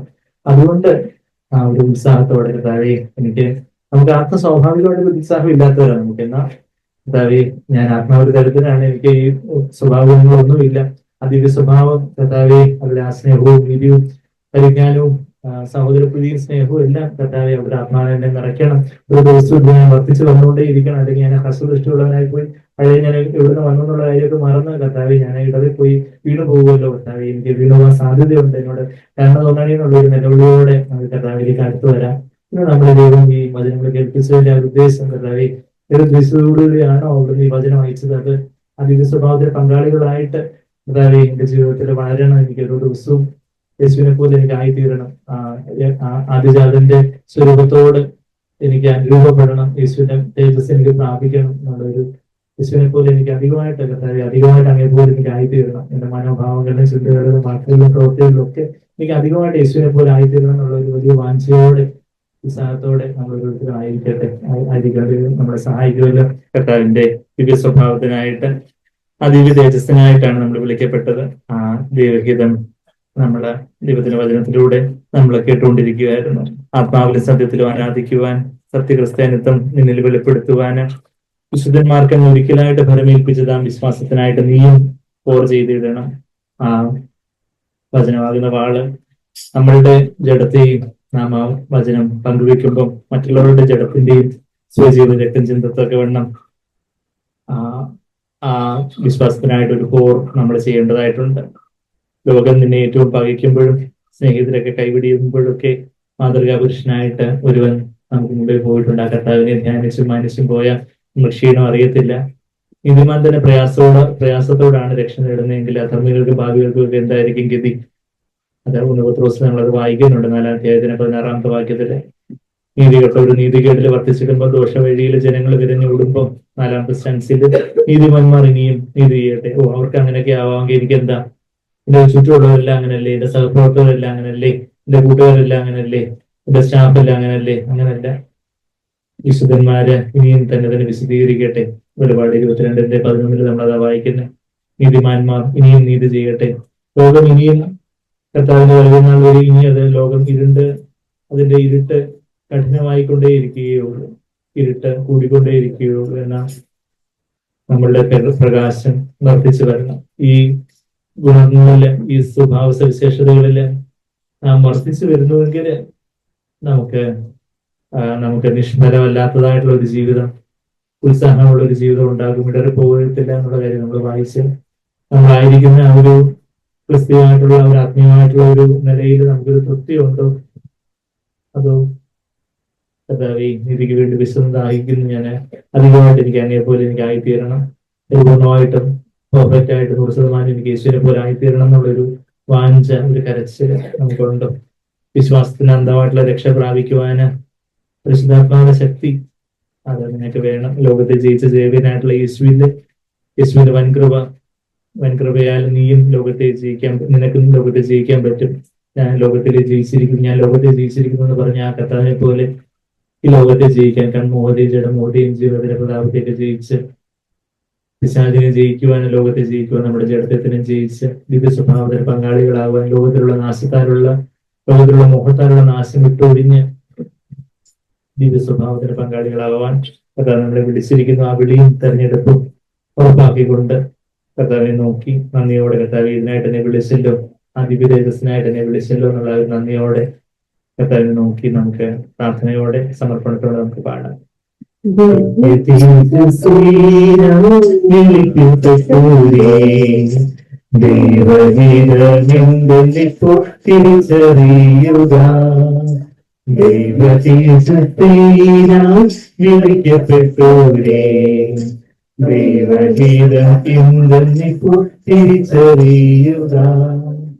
ആത്മാവിലും സത്യത്തിലും ആരാധിക്കുവാൻ, സത്യകൃത്യാനിത്വം നിന്നെ വെളിപ്പെടുത്തുവാൻ.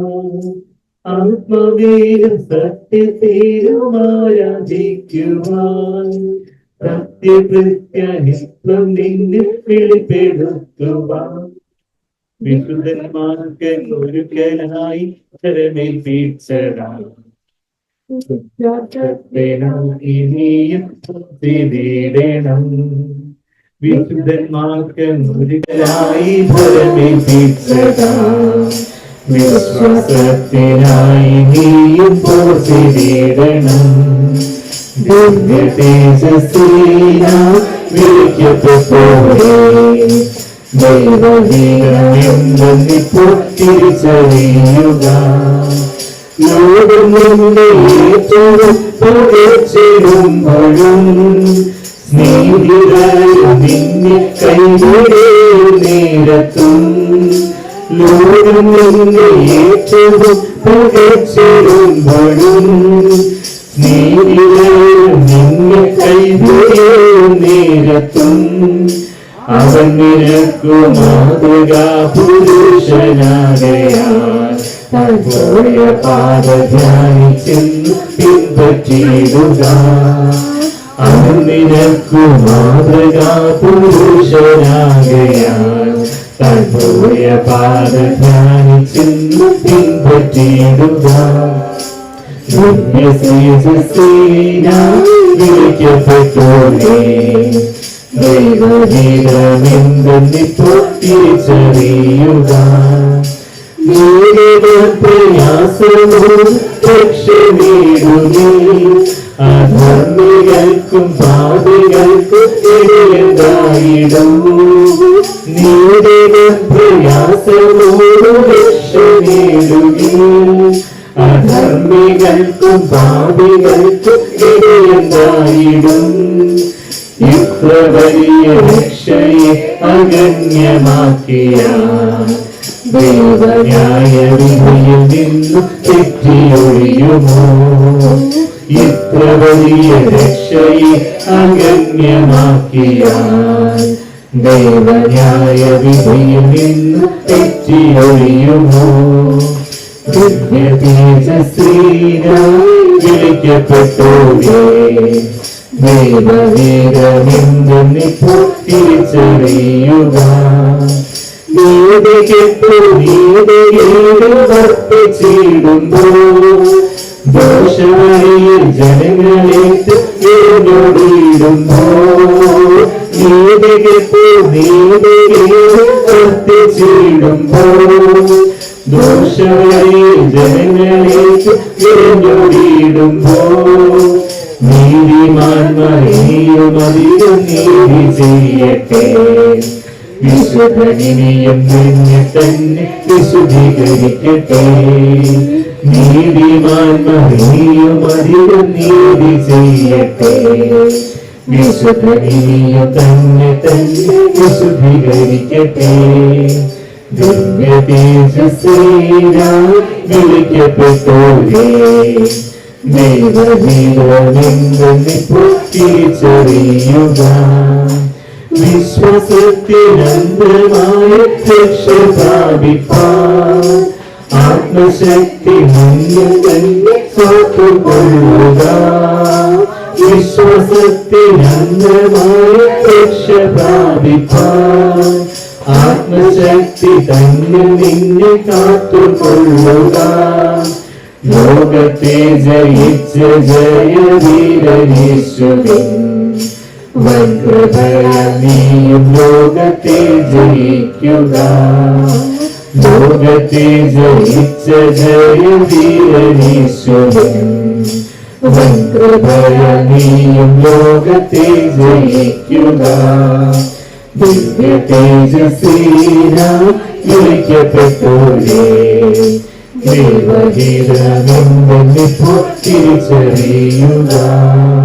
ദിവ്യ തേജസ്സീനായി വിളിക്കപ്പെട്ടോരേ ദൈവഗീതമെന്തെന്നിപ്പോൾ തിരിച്ചറിയുക. അതെ കർത്താവേ,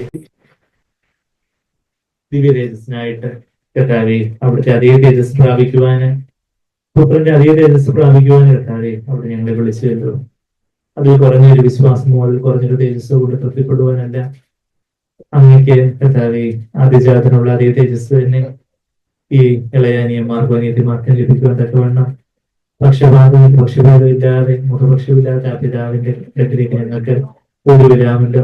യേശുവിനെ കരുതിയ പോലെ യേശുവിനെ ജയിക്കാൻ സാധിച്ചതുപോലെ എനിക്കും ജയിക്കാൻ സാധിക്കും. യേശുവിനെ പിതാവ് അങ്ങനെ കരുതിയെങ്കിൽ എന്നെയും പിതാവ് അതുപോലെ കരുതും. പിതാവിന് മുഖപക്ഷമില്ല.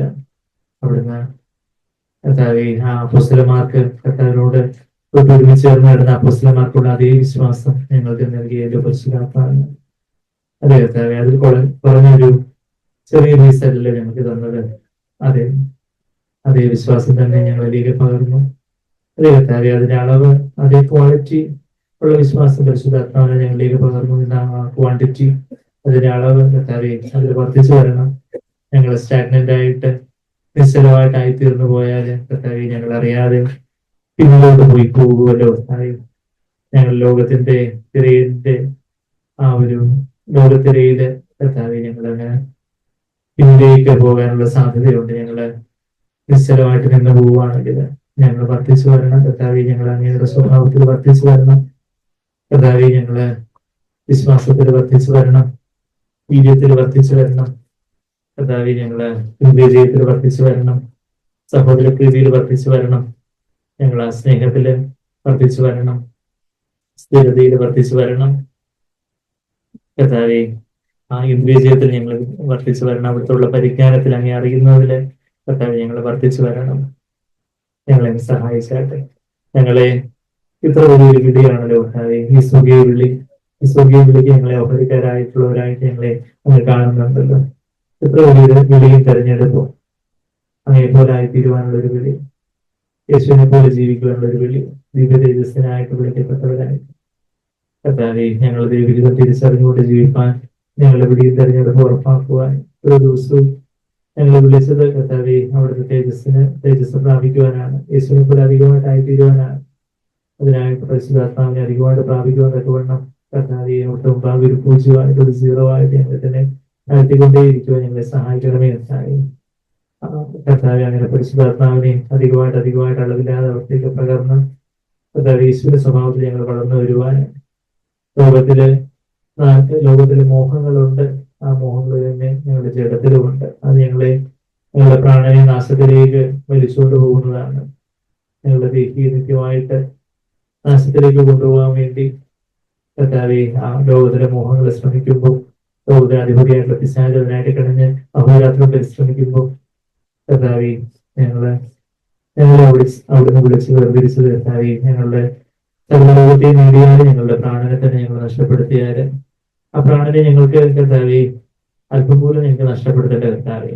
ആ പ്രാണന്റെ കർത്താവെ 30% 60% നേടിയ പോലെ ഞങ്ങൾക്ക് കർത്താവെ അവിടുന്ന് ഞങ്ങൾക്ക് തന്നിരിക്കുന്ന പ്രാണന്റെ പൂർണ്ണ രക്ഷ ഞങ്ങൾക്ക് നേടണം. പൂർണ്ണമായിട്ടും രക്ഷ പ്രാപിച്ച് കർത്താവെ ഞങ്ങൾക്ക് തന്നിരിക്കുന്ന അവിടെ സിറത്തൊന്നും കർത്താവെ സമ്പൂർണ്ണമായിട്ട് അവിടുത്തോടെ പ്രതികരിച്ച് എപ്പോഴായി തീരുവാൻ, ഇത് സ്വഭാവത്തിൽ പങ്കാളികളായി തീരുവാൻ ഞങ്ങളെ സഹായിക്കുന്നു. അതിനായിട്ട് ഞങ്ങളെ സഹായിച്ചാട്ടെ. ഞങ്ങളുടെ താഴ്ത്തി ഏൽപ്പിക്കുന്നു.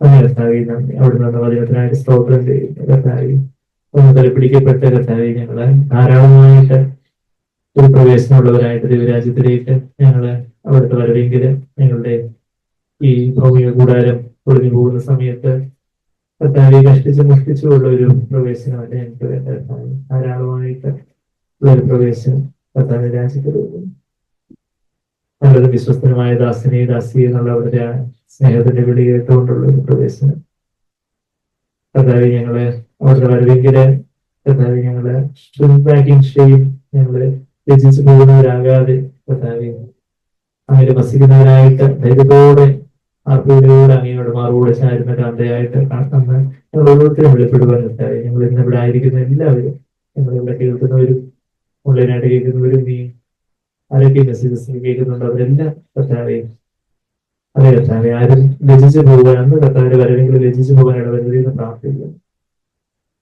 കർത്താവെ ഞങ്ങൾ മനസ്സാന്തരപ്പെടുവാൻ, ഞങ്ങളുടെ പാപങ്ങളെ ഏറ്റുപറഞ്ഞ് ഉപേക്ഷിക്കുക ഞങ്ങളെ സഹായിക്കണേ കർത്താവെ. ഞങ്ങൾക്ക് ഞങ്ങൾ തന്നെ അതിനായിട്ടുള്ള ശക്തിയില്ല എന്ന കർത്താവെ അവിടെ ഞങ്ങളെ ശക്തിപ്പെടുത്തുക. കർത്താവെ ഒരിക്കലും ഒരു പാപവും ചെയ്യാൻ ഞങ്ങൾ ആഗ്രഹിക്കുന്നില്ല. ആ പാപമാണല്ലോ കർത്താവെ അങ്ങേ ഞങ്ങളിൽ നിന്ന് അകറ്റി കളഞ്ഞത്. ആ പാപത്തിന്റെ ശിക്ഷയാണല്ലോ, നിത്യനരകാഗ്നിയാണല്ലോ കർത്താവെ അവിടുന്ന് ആ കുരിശില് വെന്തെരിഞ്ഞത്. കർത്താവെ ആ ദൈവത്തിന് ക്രോധാഗ്നിയില് പാപത്തിനുമേലുള്ള ആ ക്രോധാഗ്നിയിൽ അവിടുന്ന് വെന്തെരിഞ്ഞ് ആ അവസാനത്തിൽ രക്തമെല്ലാം ചുരിഞ്ഞ് കർത്താവെ എനിക്ക് വേണ്ടി പാപയാഗമായി തീർന്നത് ആ പാപത്തെ പ്രതിയാണല്ലോ. എന്റെ പാപമാണല്ലോ കർത്താവെ അവിടുന്ന് ക്രൂശിലേറ്റിയത്. എന്റെ കൺമോഹവും ജഡമോഹവും ജീവിതത്തിന്റെ പ്രതാപമാണല്ലോ. പണവും മനുഷ്യമാനും ജഡികസുഖങ്ങളോടുള്ള പണസ്നേഹവും ജഡികസുഖങ്ങളോടുള്ള ആസക്തിയും ആ മനുഷ്യമായ ഇടയിലുമാണല്ലോ കർത്താവെ അങ്ങനെ ക്രൂശിലേറ്റിയത്. കർത്താവെ അത് തിരിച്ചറിഞ്ഞ് കർത്താവെ ഞങ്ങളുടെ ജീവിതത്തിലെ എല്ലാ പാപങ്ങളും കർത്താവെ പറഞ്ഞ് ഉപേക്ഷിക്കുക ഞങ്ങൾ ഓരോരുത്തരെയും സഹായിക്കണം.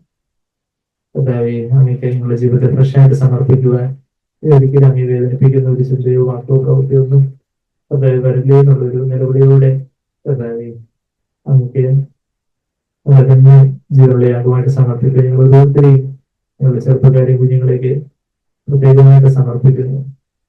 കർത്താവെ അവിടെ സഹായിക്കണമെന്ന് പ്രാർത്ഥിക്കുന്നു. യഥാർത്ഥമുള്ള രക്ഷയുടെ അനുഭവം കർത്താവേ എല്ലാവരും അനുഭവിച്ചിട്ടുള്ളവരായിട്ട് വർദ്ധിച്ചു വരുന്ന ഒരു രക്ഷകനുഭവം എല്ലാവരും അനുഭവിക്കുന്നവരായിട്ടായിട്ട് നിങ്ങളെ ഒത്തിരി സഹായിക്കണം.